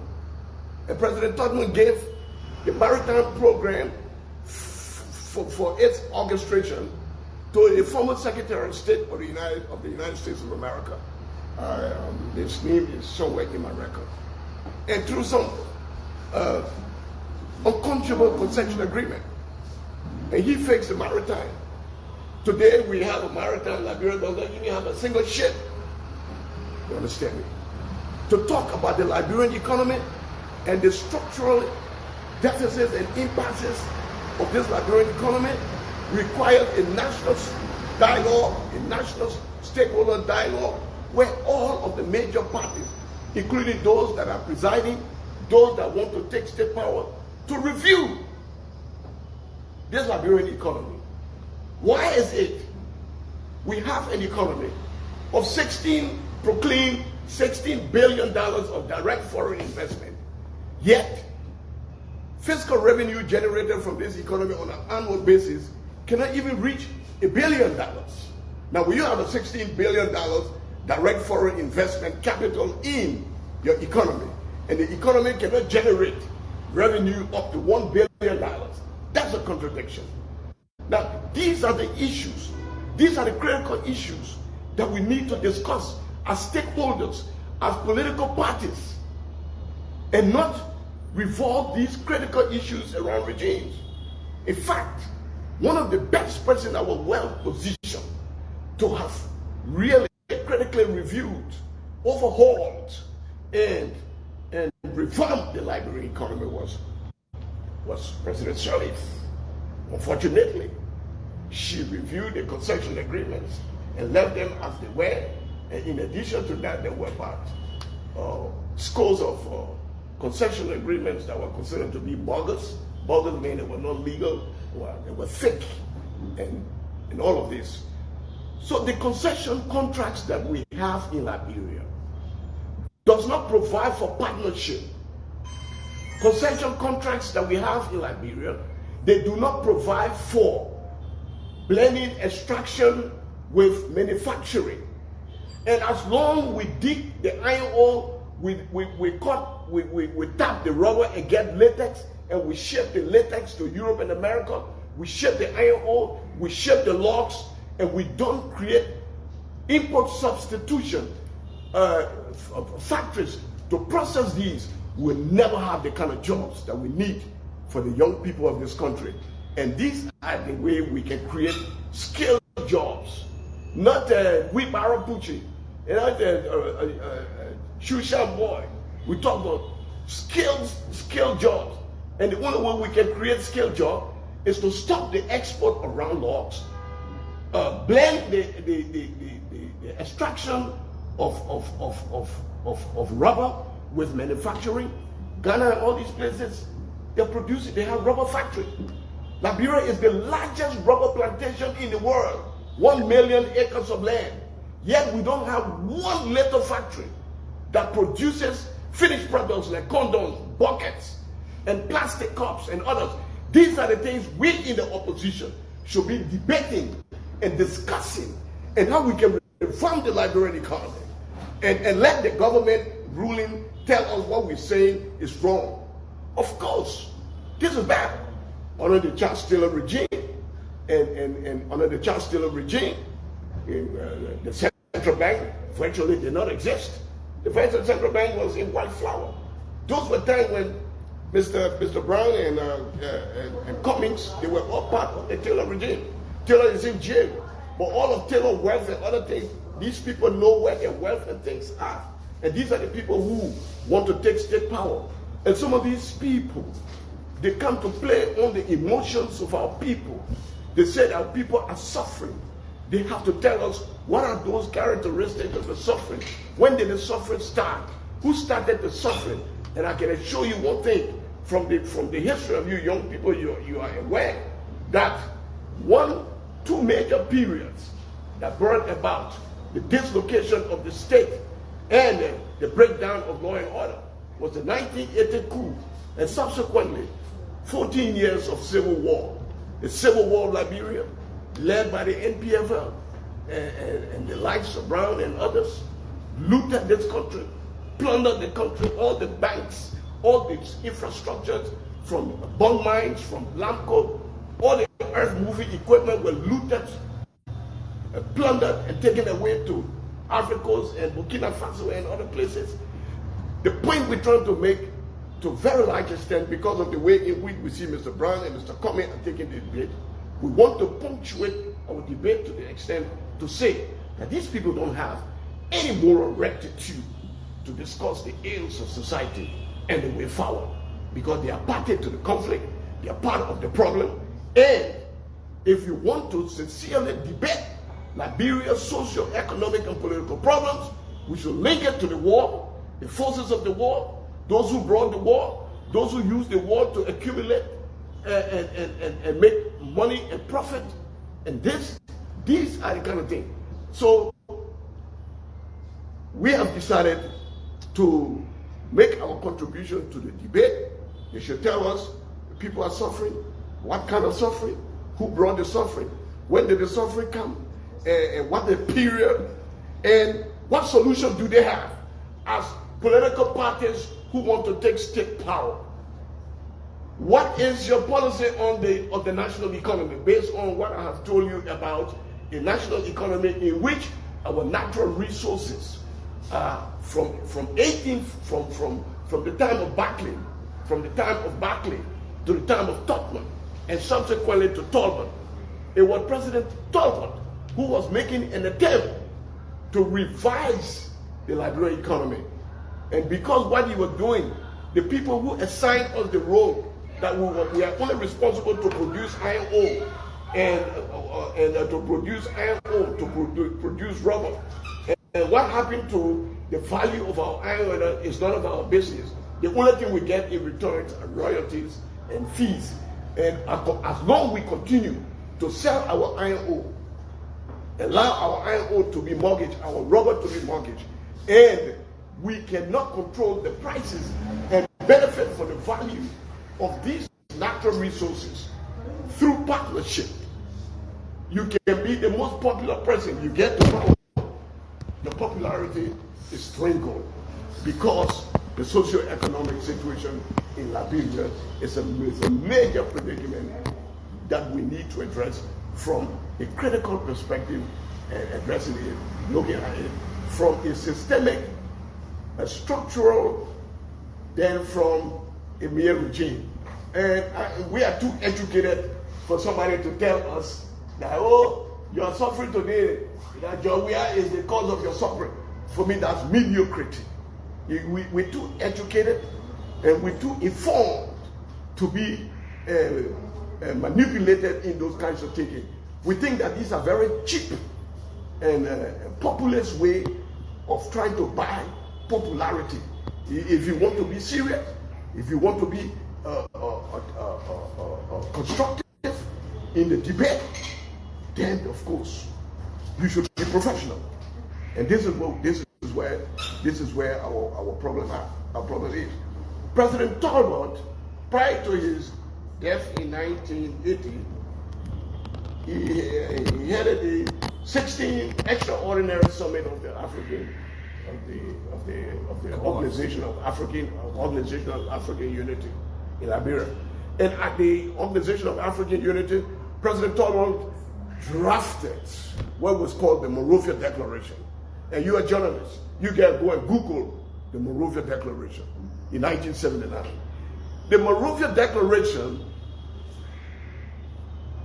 became the recipe for the Lagos plan of action, and you are journalists, you must go and Google the Lagos plan of action.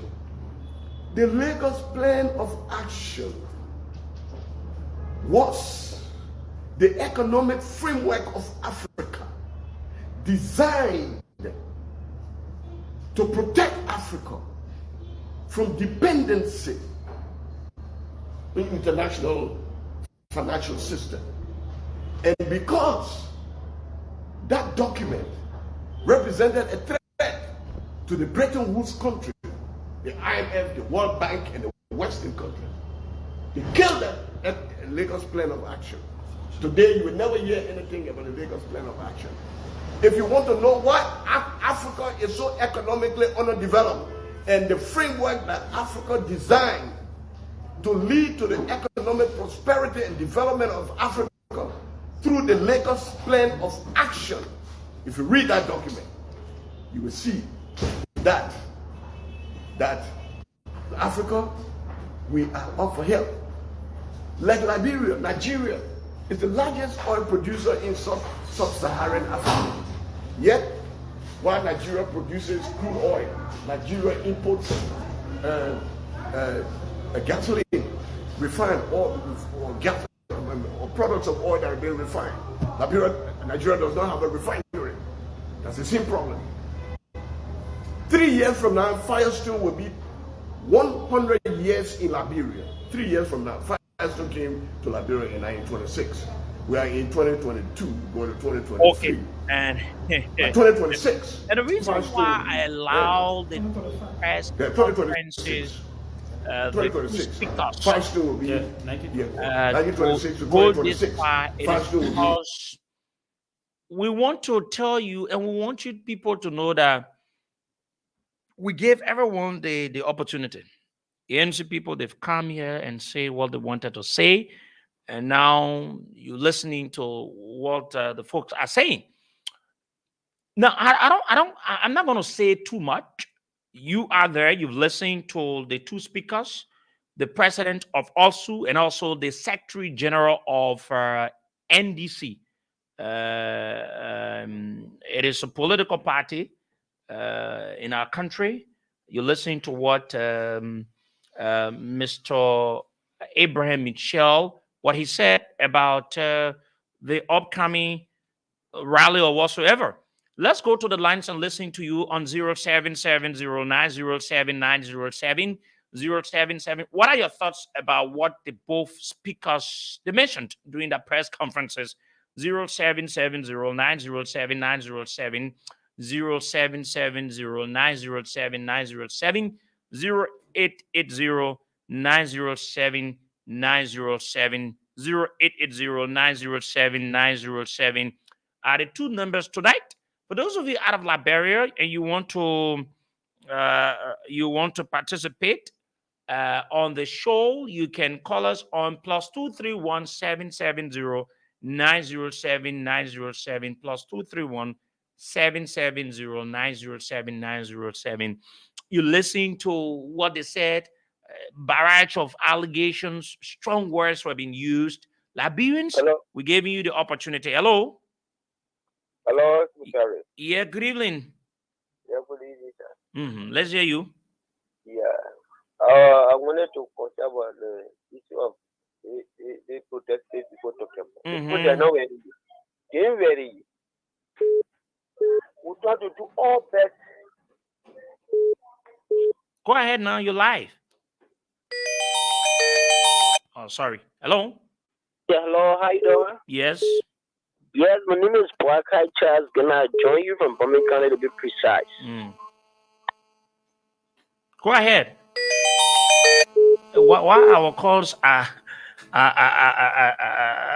let's go to this person. Hello? Hello? Hello? Yes, this is I wish I give calling for Diboro. People are listening to the two speakers for NDC and a lot of the president from Europe. To the issue of the calling the attention of the government about economic work is very necessary. Because today, Louis Brown running around for quarter all tonight because of this. If war economic conquer were coming to Louis Brown could be find a place to hide himself, not to be organized.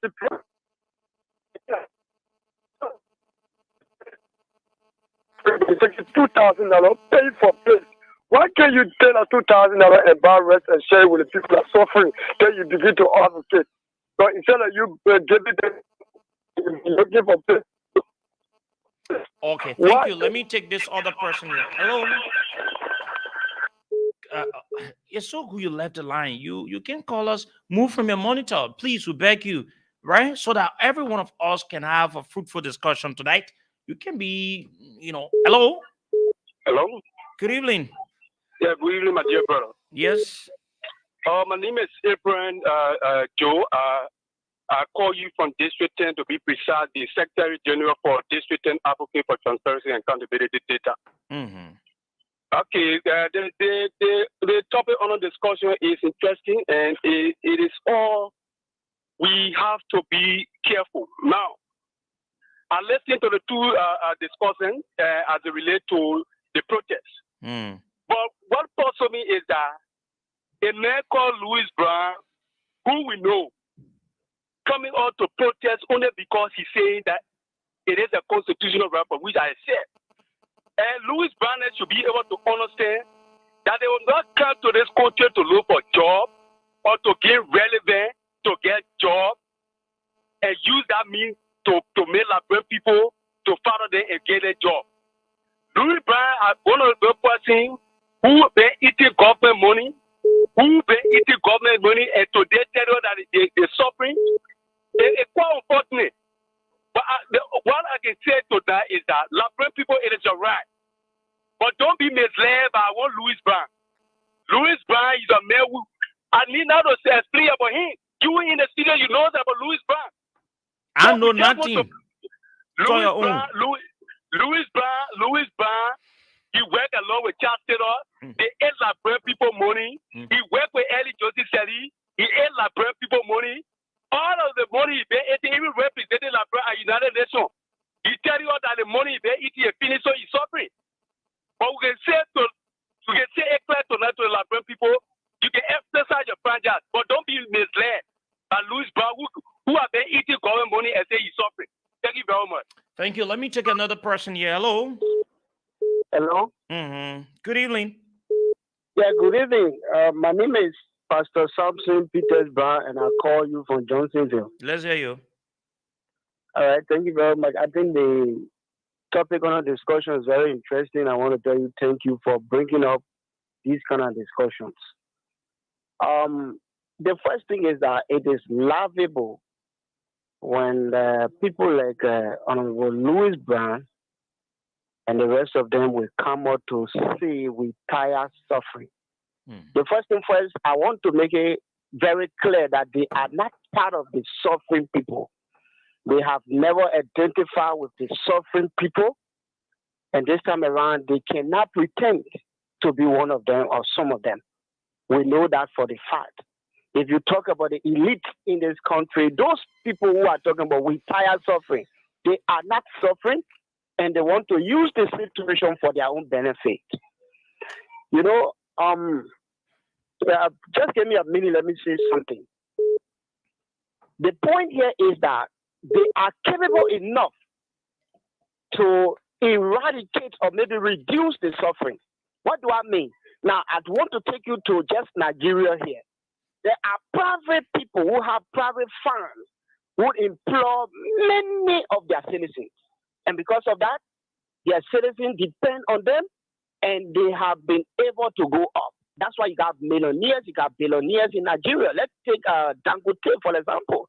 Dangote have never contested in Nigeria before as president, but he been contributing seriously to the economy of Nigeria.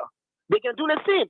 Like people like Louis Brown, people like Cummings, they have sufficient money to open farms, to make companies.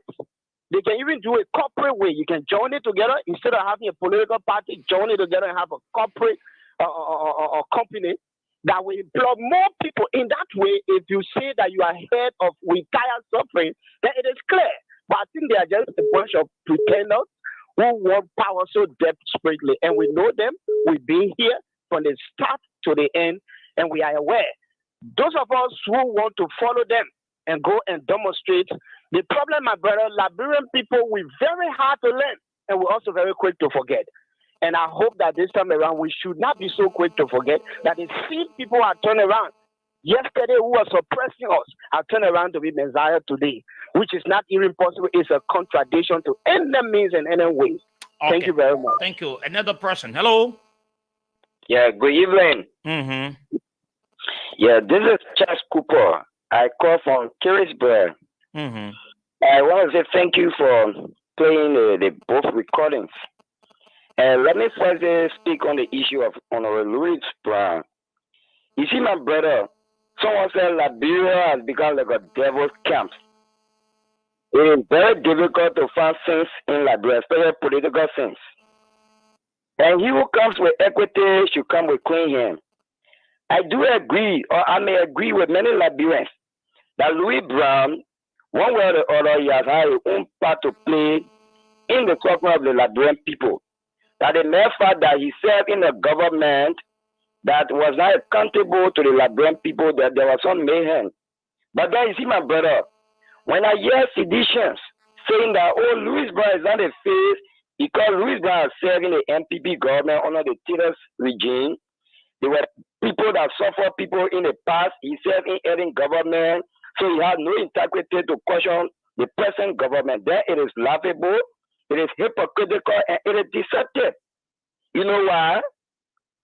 Because the same government is in bed with the same MPP that Louis Brown won't serve under or in. The vice president is for MPP.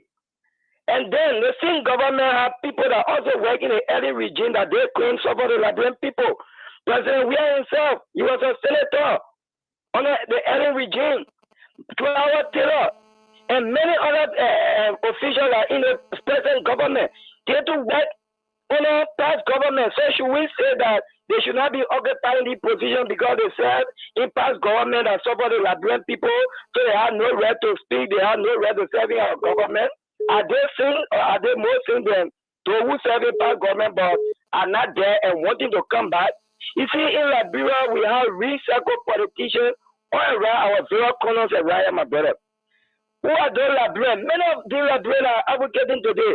They are saying in past government, they have their own records.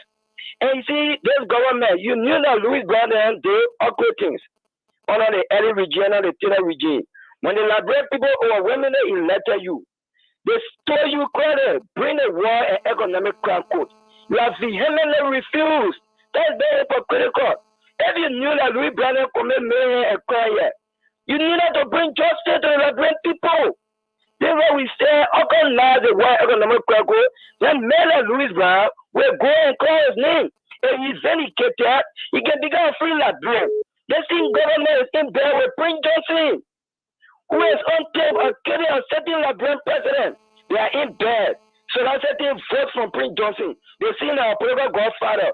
But then they come by and say, oh, Prince Louis Brown for MPP, so Liberia man listen to you because for MPP. Then we should not listen to you because you are in there with MPP. And MPP are producing a vice president for you. They see Louis Brown, you are criticizing today. You are working with your government for almost 5 years. Just recently you took the position for him. It's very hypocritical. It's deception in the highest, admit it, at a higher level.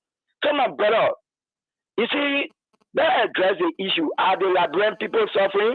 Yes. Is it President Weah that brought the suffering? No. But what was President Weah played to minimize the suffering? The proper agenda go to. The president said that he's going to give additional 1 million Liberian people jobs. He's going to take them out of poverty. What percentage of that number has the government taken out of poverty? This government even added the number of poor people. So they cannot come there and tell that we will not be spectators in our own economy. We are even lesser than spectators today. Look at the festive season. Where is the momentum? Someone chocolate told me that President, we are carrying the momentum within America. When he comes by on the 18, Thank you very much. Let's take another person. Hello. Yeah, Mr. Sherry. Good evening. How you doing? Go ahead.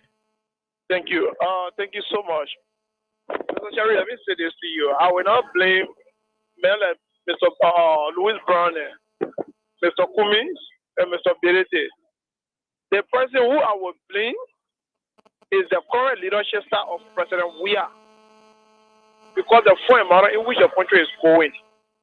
If not so, people like Louis Brown are not going to get relevant in the country again. Because what is happening now, it is because they're doing lip service and playing mind game on the people to get relevant. But so maybe plenty of people not really understanding what is happening. So they would like to go on a rally saying that, oh, we'll go and present our case to the outside community so that they will see it. They tell you that the person knows that he's suffering. If you're suffering for true, my brother, you will be the same person that will settle your own case. And to settle that case, they will be at the ballot box. No need of you going to show what after when you rather think about a girl parent, you can just sit down and give up. But you can't, one way or the other, you will say, no, I will not give up because we deserve better Liberia. And in providing that better Liberia, you got to stand like men. You have to stand tough. You have to stand strong. Because when you leave Liberia with a current... Okay. I will give every one of you a time. I hope my guests are to come. They are here. Okay, let's take a few of your calls. I'm waiting on it. This person, the calls are okay. Let me go to the side. Hello. Yes, good evening. Mm-hmm. Okay, I'm Reverend Robert Duo, calling from district number 12. We are all in support of Radi. We think can identify with our suffering. Honestly, we are suffering. The corruption is too much. The last time, American embassy officials, American organization that spoke on behalf of. Sometimes people want for people outside of. So if our own brothers then speaking on behalf of suffering, but suppose we suffering and they identifying, say, okay, let's say, is it a problem? We all waiting for vote, but this is politics, that political term. So we have to express as a crime. It's not a crime. Even in the Western world, people can protest there for different reasons. The reason why they can protest or they can rally is to show concern for certain things. So this is not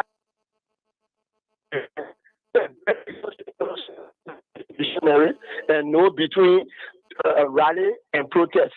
It's a gathering for people to rally about that is going on. Okay. Nobody is protesting. Thank you very much. This person. Hello. Good evening, Sherry. Good evening. Let me say good evening to the many listeners. My name is Prince. I'm joining from Boston. So thank you for the platform. I listen to the two press conference. You see, in this culture, the name Louis Brown does not have any more in this culture to organize or rally. Louis Brown, they are the force to play Liberian people in a suffering. Louis Brown, those looted Liberian people resources in the culture, they now want. Hello. Go ahead now. You're live. You're live on the radio. Louis Brown want to use Alexander Cummings to add Cummings get relevant in this country. I want to say no. Louis Brown has no morals, absolutely no morals to even to organize protests to say Liberia they are talking. Louis Brown they are not talking. Louis Brown they look at our country. Louis Brown they go raw in the country to make Liberia to suffer today. So we have no moral who want to bring to it. We want to say all Liberians. Okay, thank you very much. Let me take another person here. Hello. Good evening, Secretary. Good evening. Thank you, Siku. And Sister Junior, Siku, and Junior, a pleasure to be on your platform. It's a great honor. Well, Siku, I listened to the two, press releases. You play one leader, Bobby, but of the two, I think I saw there's something from there. Louis Brown does not have the moral rectitude, moral magnitude to speak to the conscience of our people that they are suffering. I believe Mr. Louis Brown is trying to play on the gullibility, like the student leader said, on the gullibility of the Liberian people. It is true. Things are not rosy all around your secretary. But why? That's what Liberian people need to know. That is government on the president, Joshua. We are doing a similar what the president has his knee on the floor, on the ground, working, making. Okay, thank you. This line is breaking. Are they? What can they?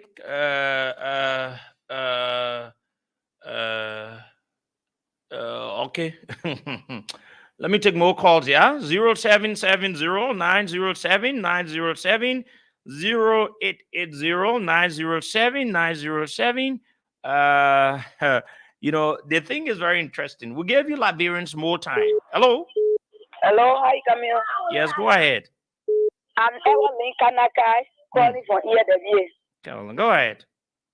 Yeah, I just happy for the issue of Louis Brown today because we share having to care all the vaccines, that the one we getting. All the things they are seeing on the news today about Louis Brown, never knew that the kind of man he is.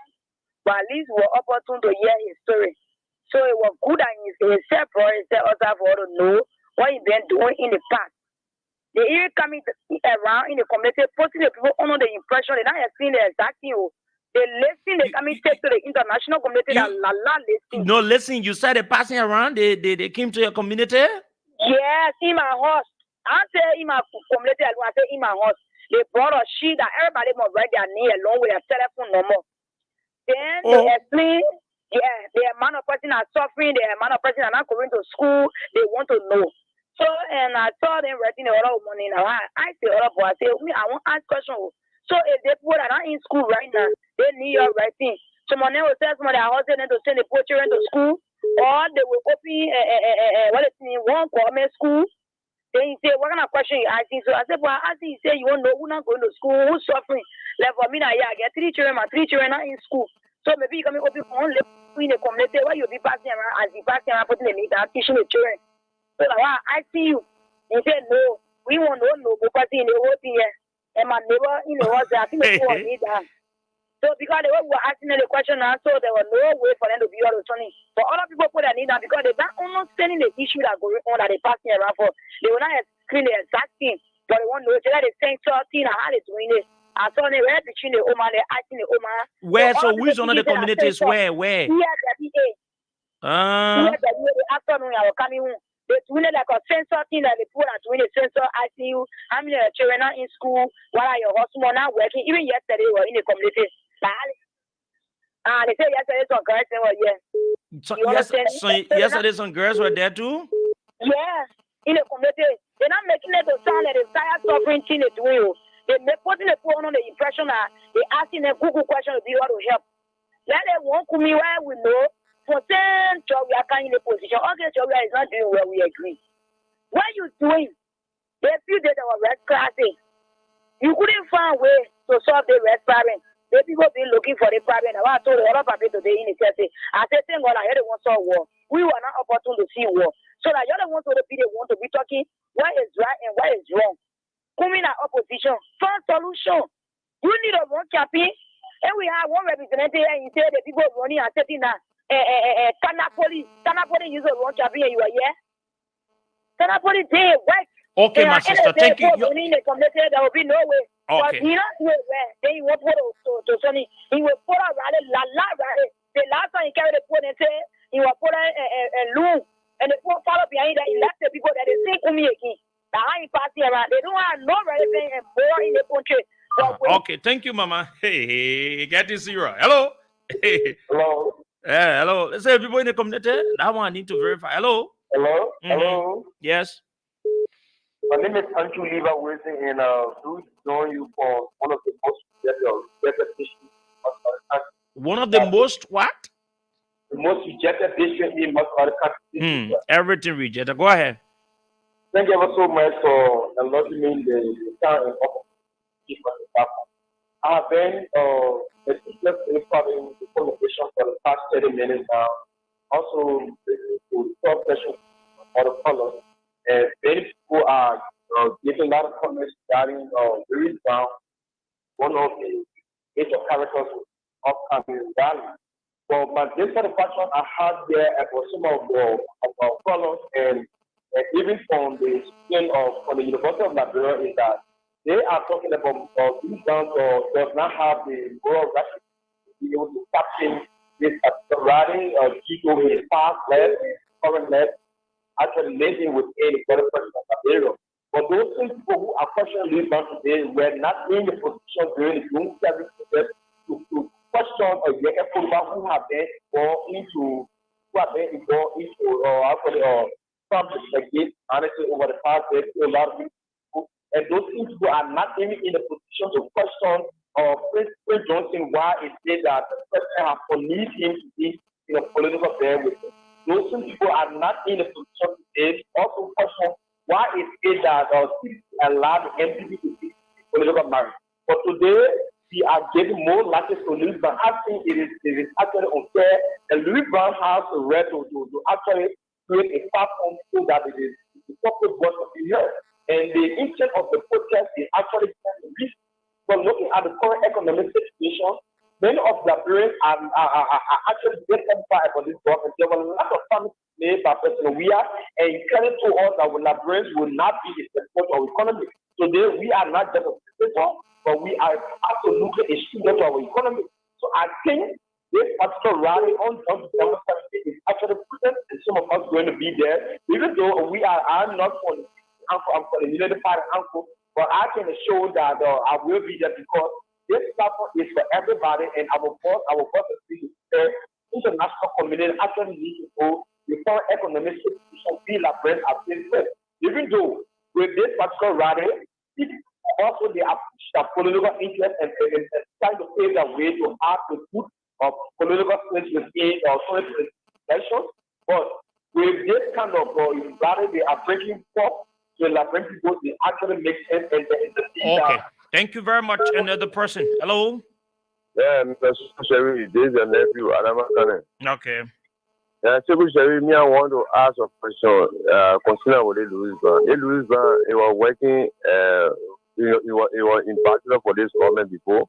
Yeah, he worked in the government. As ambassador. Yeah. But why that time they know they Louis Brown get all the character, why they had to appoint him in America as ambassador? One. I never knew this thing. That today I know it, but that cannot make me to tell anybody that I'm not suffering. And I'm suffering in a sense. The same thing I told you. Sekou Sherry, I beg you. I want for you to see my rough copy concerning about the advocating. Sekou Sherry, I need to be empowered by farming, please. What kind of farm you want to do? Sekou Sherry, Nana, if to say Nana, the farm I want to make, the first farm I want to make a big corn farm. I have the land. I tell you, how much do you need? So, Sherry, I don't need somebody to put money in my pocket, but buy all the material for me, the farming material. Hey, my man, how much it will cost? So, Sherry, on that I do the calculation. Oh, but you get that one year, then you just talking say you want help. Yeah, well, Sherry, the problem here, I want because when I can't, you see the day I start. Okay, we'll talk that one. Yeah. All right, thank you very much. Hello. Yeah, how are you? Go ahead. Well, my name is Paul Gunn. I'm calling from Eastville. Mm-hmm. No, I've been.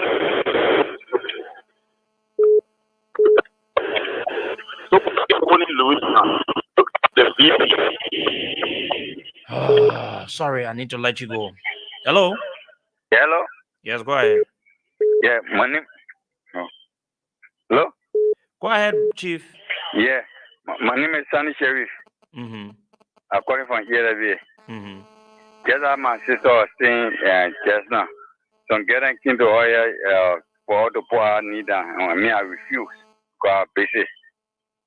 I'm busy on my day agriculture fund I'm doing from my house, And I told them, I said, no. When I for you, I for you. When I for you, I can't put my knee down for anybody. So she saying the truth. They even said they were passing around. So then I saw some guys. So Kumi, yeah. So the thing Kumi on, you be the loser. Why when you fighting on, you will not get it. You will not be present for the country. So my own contribution tonight. Thank you. All right. Let me take another person on the line. Where should I go? Okay. Where should I go for the calls? Okay, I'm going to take this person on the line. This caller. Hello. Good evening, senior brother Sekou, and good evening to the listening audience. Yes, good evening. Yeah. Stop us saying that an individual called Louis Brown. This rally is formed by an institution called CPP.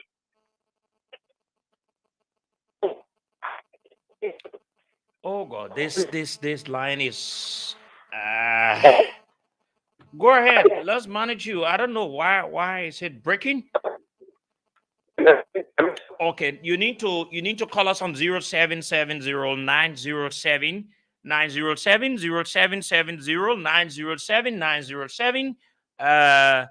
Listen, no matter what we do, it is constitutionally accepted to have a rally or protest or whatsoever.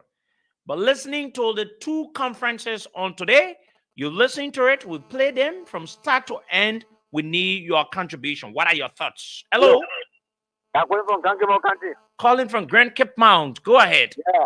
I'll be part of the protest out of in SKD. Okay. Thank you. Okay. Yeah. Thank you very much from Grand Cape Mount County. Okay. Let's get your thoughts, Liberians. What do you make of it? You listen to the two speakers, the president of ALSU and also the Secretary General of NDC. What they said, they expressed themselves. It is your time. What do you make of it? As we move towards the 17th, and the 17th going to be on Saturday. On Saturday is going to be the 17th. It is the time in which ANC and the folks are calling on Liberians. Hello. How you doing? Yeah, good evening. I'm okay. I'm a student calling from District number 3, Chihuahua County. Northeast Farm to be precise. What? My name is Peter M. Dan. I'm calling from District number 3, Chihuahua County. Morris's Farm to be precise. Morris's Farm before you enter into Kakata, right? Yeah, right. District number 3, Rakupura Factory. Okay, go ahead. The first clarity I need is this CPP here. Which parties need CPP? Because Liberty Party has another branch under the Senate Bureau. There they have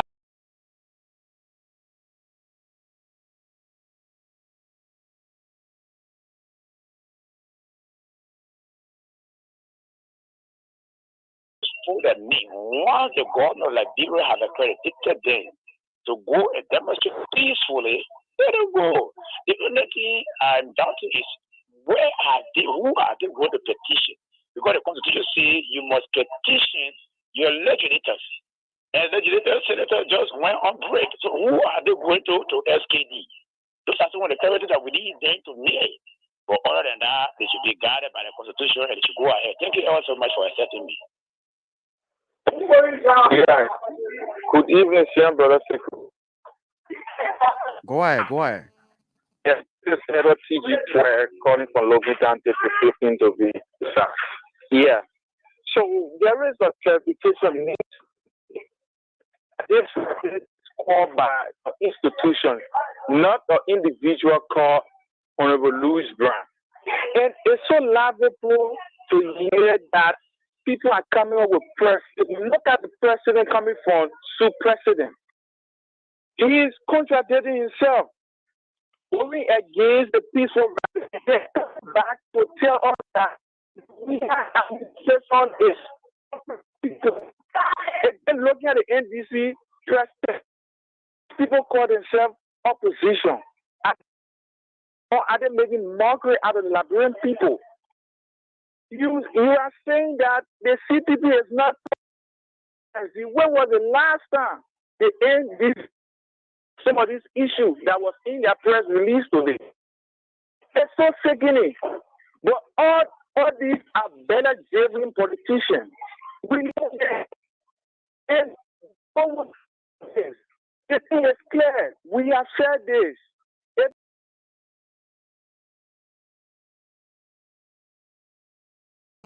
Okay, thank you very much. Let's go for this person on this other line. It's interesting giving you Liberians the opportunity, the time to express yourself. Hello. How are you, my dear friend and brother? Yeah, good evening, sir. Yeah, simple. This is Lawrence Spencer. I'm in Johnsonville as always. Lawrence, let's hear you, my brother. Thank you. Segu, Liberia is a very interesting land.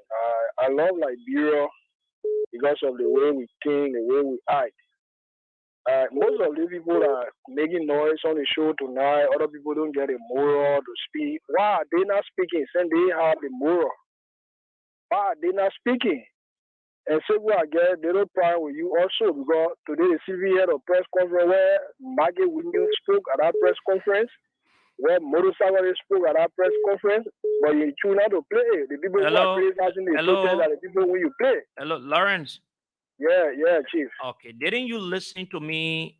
I played the entire speech of Mr. Alexander Cummings on this radio. No, so we are talking about today's press conference. Wait now, I'm just asking. Didn't you listen to me? I played here. You play Shogu. You play. Have you not listened to this radio? We carry almost all of the activities of what ANC and that of Team Cummings they're doing. Shogu, I'm not saying you're not okay. You know what? Well, let me just say something, Spencer. I respect you a lot. We are not magicians to know about all the things, or we are not to all the places at times. We were not informed about any press conference. I'm just hearing it from you. If we were informed by press conference, and we know how we prepare the programs, right? So it is not that I think that issue you're raising, you shouldn't have even done such, because you've listened to this radio. We've always gave you people the time.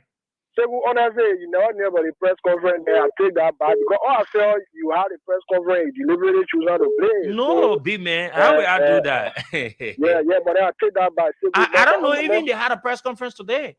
Once we go on the press conference, we carry it live, everything, we do it. Once they've invited our reporters, they will go live on the page, and we'll see on the page, and we'll lift it up. No, but that's good. I think that was a little error on our media guys' part, but however, sorry for that. But let me say this. Right? Let me give you a few minutes to talk about what you think happened today. Go ahead, let's hear you. Yeah. So the CVV had a press conference today where, for example, we have the cross-border, the Marketeers Association that do business across real borders. They call themselves Marketeers with all borders.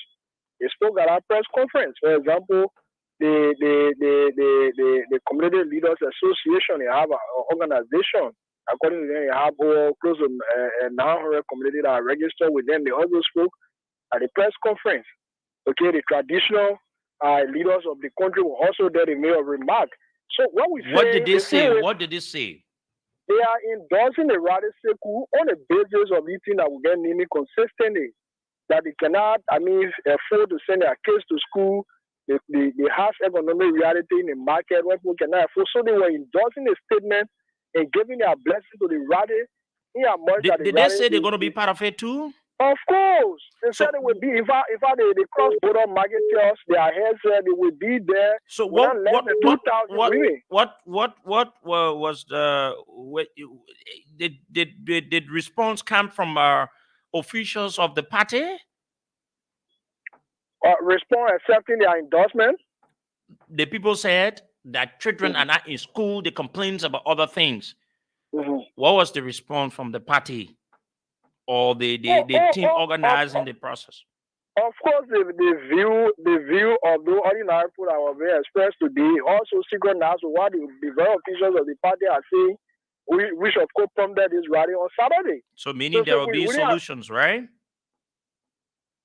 Oh yes, on coming president, there will be solution. But as far as concerned now, no, Segu, listen now, Segu, what are you lacking on now? Hey man, Segu, man, my man, you my brother. You my brother too, but I'm asking. But Segu, what more can an individual is not coming do? You know what people can want to send to the presidency because Segu, if you are an honest man, you can use the presidency to everybody left. Segu, look at Rwanda, look at Paul Kagame today. You think that magic that man play to transform a country that today Rwanda become a tourist destination? Everybody want to go to Kigali today. They may use the presidency to test everybody. You do a Paul Kagame and then your position as an individual, you will transform Kigali the way you did it today or Rwanda, so to speak. So Mr. Kumi say, give me this job. I can do this job with all honesty. I can transform this Dede Monrovia that people can now see more to be a place. You said it what? I said this Dede Monrovia. Okay, so there's what Mr. Kumi is saying. Okay. Whether you like it or not, Mr. Kumi cannot help everybody in individual capacity right now. So simple, the rally to end. The rally will be peaceful on Saturday. And we'll be there. We'll be there. We'll provide. Don't invite us. That one, that public thing, we will do it. So I you don't need to be there. It will be. Myself will be there. Myself will be there. Me, I won't see the number of presidents y'all put. If I don't put people, I will boo y'all. Let me tell you also, y'all just be doing that. Y'all just go RFC. We'll boo y'all on the radio. Y'all get fast again. Hello. Y'all get fast. Say good day. Say good day. Hello. Yeah. Good evening. Good evening, sir. Good evening, brother Teku. How you doing? We're great. Yeah. Brother Teku, you see how deceitful the people is? You just heard a brother from the line. Alexander Kumi must be president before he held Liberian people. So if Kumi is not Liberian, he is not president, the Liberian cannot receive a help from him. You see how wicked they are? And let me go to the Louis Brown issue. Louis Brown as a president, during the administration, he made us to keep it bush for I don't know how many years. Until some of us we got blind in the system. Yes, I got blind in the bush. Like who make it for you to go in the bush, you get blind there? It was because of Louis Brown there. What he did? During Taylor administration, they were working with Taylor at the same time fighting.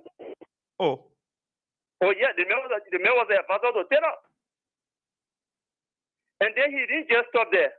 Louis Brown was he dedicated any administration. And later on he was there. After he was in any administration, he was able to take spoon for hundreds of people's mouth. He closed Voice FM down. He closed Love FM down. He also closed all newspaper entity down. Those people started to suffer. And those are the same people that are still suffering today. So when Louis Brown is coming back to say that Brown are suffering, and me, they are mocking of us, they got no contribution towards us, they got no solution to our problem, let them be overlooked. They are evil people. They are wicked. So are you a blind man? I am a blind man. Listen to me. I'm giving you my personal number. This is my number 0770 0770 94 20 48. Okay, I call me or send me a message. I don't know how you do it, but please send me a message so that I will know that I will give you a call. I will arrange you coming on the radio. Thank you very much. Okay. Thank you. That's my personal number, yeah? Okay, I will do. Okay. Hello?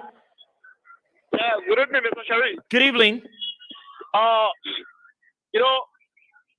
Anyway, sorry, my name is Shabige Junior.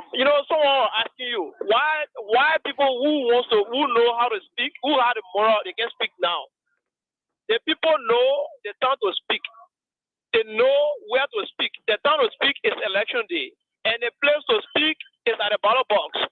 But someone say, people saying that Louis Brown not get moral, so Louis Brown will not speak.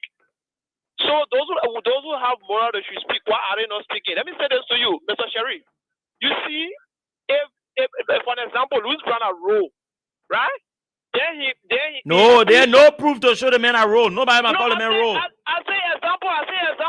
Example. No, but don't make example that I want to make character though. Okay.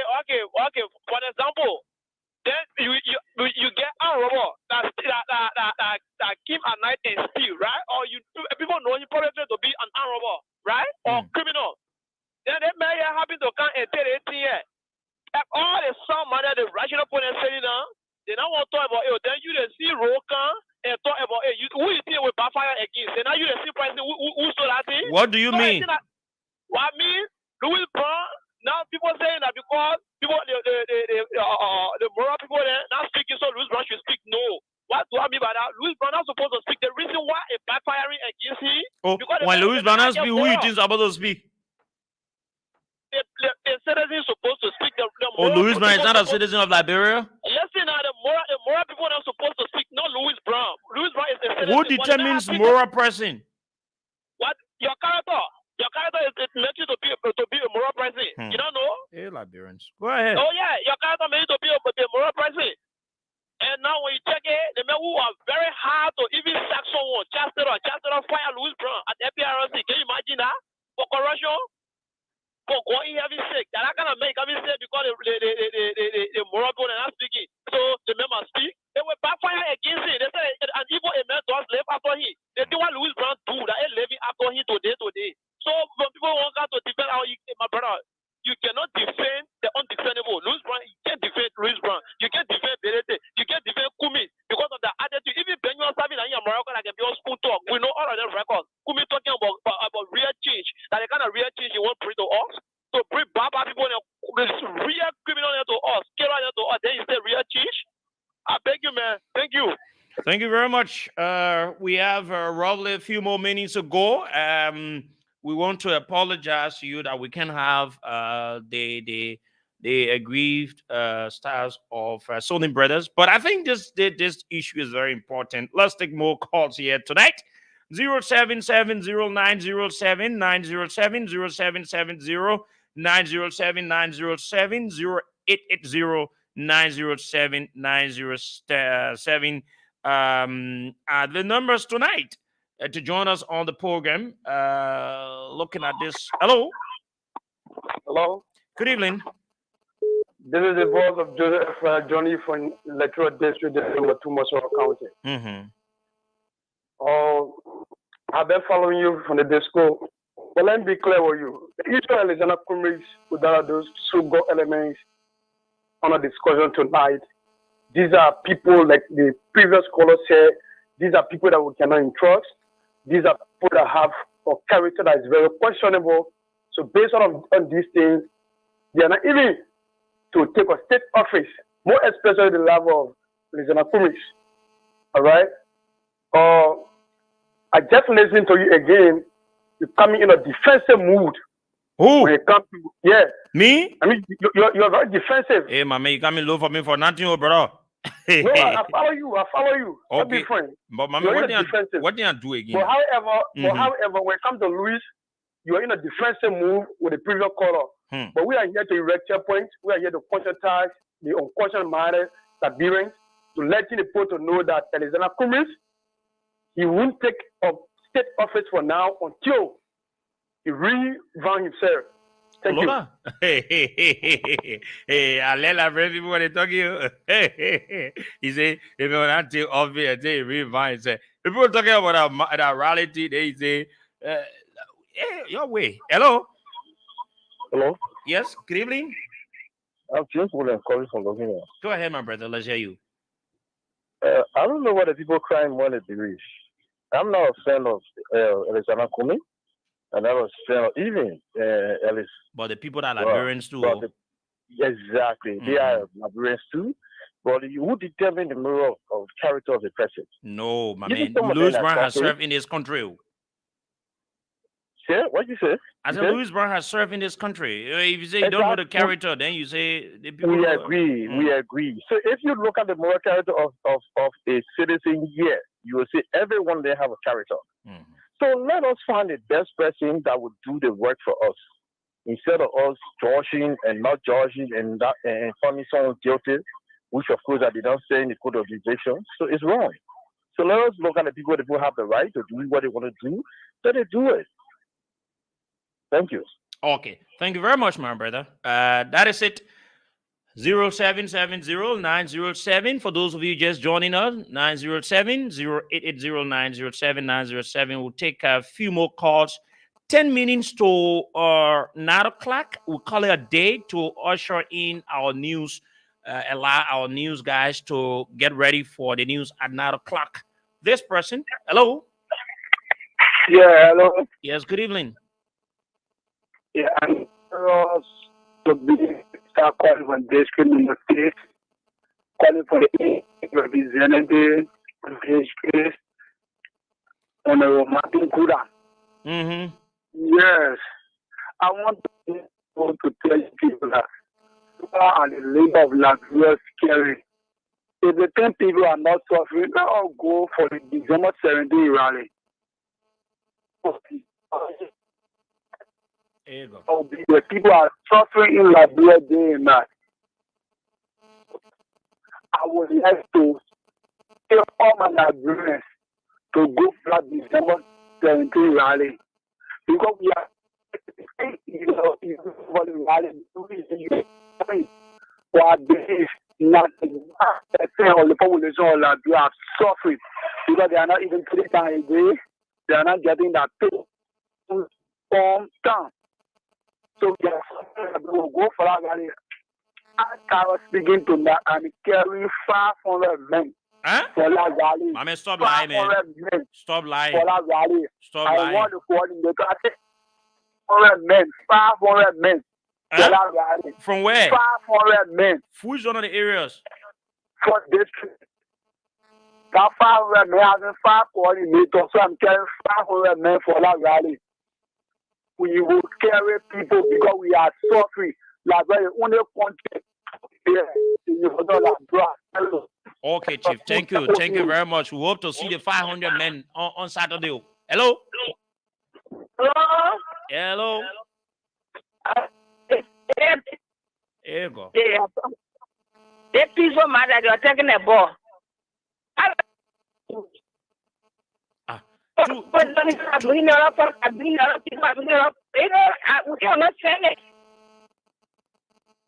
This line is bad. This line is bad. Let us use the 0770-907-907, a minute to go.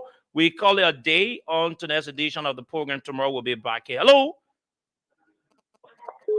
Hello? Yes, how are you? Yeah, good evening. Yes, good evening. How you doing? Yeah, we're great. Okay, philosopher on your mind for me. Mm-hmm. Yes, for me, I don't care whether somebody try to implicate you. It is the right of the opposition. Mm-hmm. Since the opportunity is given to them to carry out that rally, there is no need that somebody would come and try to publicly ridicule of Honorable Louis Brown. I mean, if you would do such a thing, you would be doing it to yourself. Because the level of work that Mr. Brown had done in this country, there are people who even calling on this radio, they will not even reach that level. They will not reach that level. So why should you call a public ridicule the man? The opportunity when Manaseli was president of this country, I listened to the radio when Moses Ascaris Gray said he would give Manaseli better Liberia. People thought he was going to be shooting all over. But that was not, his idea. It was not what he meant. So why is it today people, because of the rally, they will be coming up saying all kinds of things against Louis Brown? I mean, there's no need that the people turn out to make sure to expose those ills that the we-led government is treating the Liberian people or through. Let them be able to show those things. This government had showed this government had showed the Liberian people that everything was going to be good. Okay, thank you. I'm gonna squeeze in this last person, and then we take in a message from Telecel. Hold, our producers can get it right, and we'll tell you a little thing about Telecel. We'll call it a day. Hello. Thank you. Let me just one your caller agenda. No, speak to the issues. Don't speak to any caller yet. No, speak to the issues. Don't talk to any caller. They see where you get at. They see where the caller get. They see where you get at. They see where the caller get. So go ahead. Yeah, you have it. You have it right. I'm a child, right? Okay, let me tell you, we will not reach that level when Louis Brown bring war on our people to kill our people in this country. We will not reach that level when Louis Brown went and looted our country in a place. You got proof to it. You just say where you saw Louis Brown looting. We will not reach that level. Hello, I'm asking you, sir, where you saw Louis Brown looting. Hello. We will not reach that level. Second, I want to tell you, when Louis Brown and Brother Alexander Kumi, I think they were reaching their prediction. When Alexander Kumi want to use Louis Brown to kill a political relevant, I think we're reaching a decision and will be no more Liberian people will tell the Liberian people. You're making me to go against my own time. I say 1 minute, you're still calling again. That the last one here now. Hello. Hello. You the last caller. No matter how many calls will come, I won't take them. Hello. Yeah, well, this is Elijah, sir. I'm calling from Broadville. Broadville, you the last caller. Please go ahead. A minute. Yeah, well, with respect to the rally, I think what we want to say to the Liberian people or to the Liberian people is, I look at that every Liberian here, one with the other, has a problem. But that don't come together to see. I think it should be the interest of Liberian people. It don't suggest that Louis Brown will be a president after the rally or whosoever. I think they are the concern so that this government begin to understand very well that the Liberian people are suffering. Thank you, sir. That's all the time we've got. I beg you, hold your calls, yeah? We're taking calls again. The calls are coming in, their numbers. Hope my producer can have our promo from Telecel ready.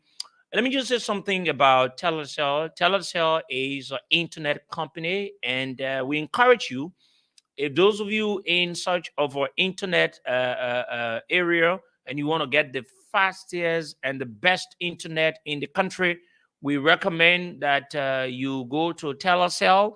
Just ask for Telecel. You will listen to all the necessary information you need to know about from Telecel. It is the fastest and the best internet in the country. You can do anything you want to do on Telecel. Anything you want to do, it is the best. I encourage you, go there and make business with them. And they are the cheapest and they are affordable. The good thing about it, they work from every 24 hours. In the day, in the night, you want to get them, you can get them, and they will solve whatsoever issues you want to be solved. And they are accessible. They're very good. It is the best internet in the country. Let's take a message from Telecel, one of Liberia's best internet provider in our country. Don't need to worry how you want to get your internet. You want to get something done. You want to have an event. You want to get your internet system built or internet platform where you want to get your goods being sold on the internet. Go to Telecel and they have all the best for you. Affordable internet? Are you tired with slow internet? Do you want super fast and affordable internet? Telecel Liberia is here to provide all your internet service needs. The internet is moving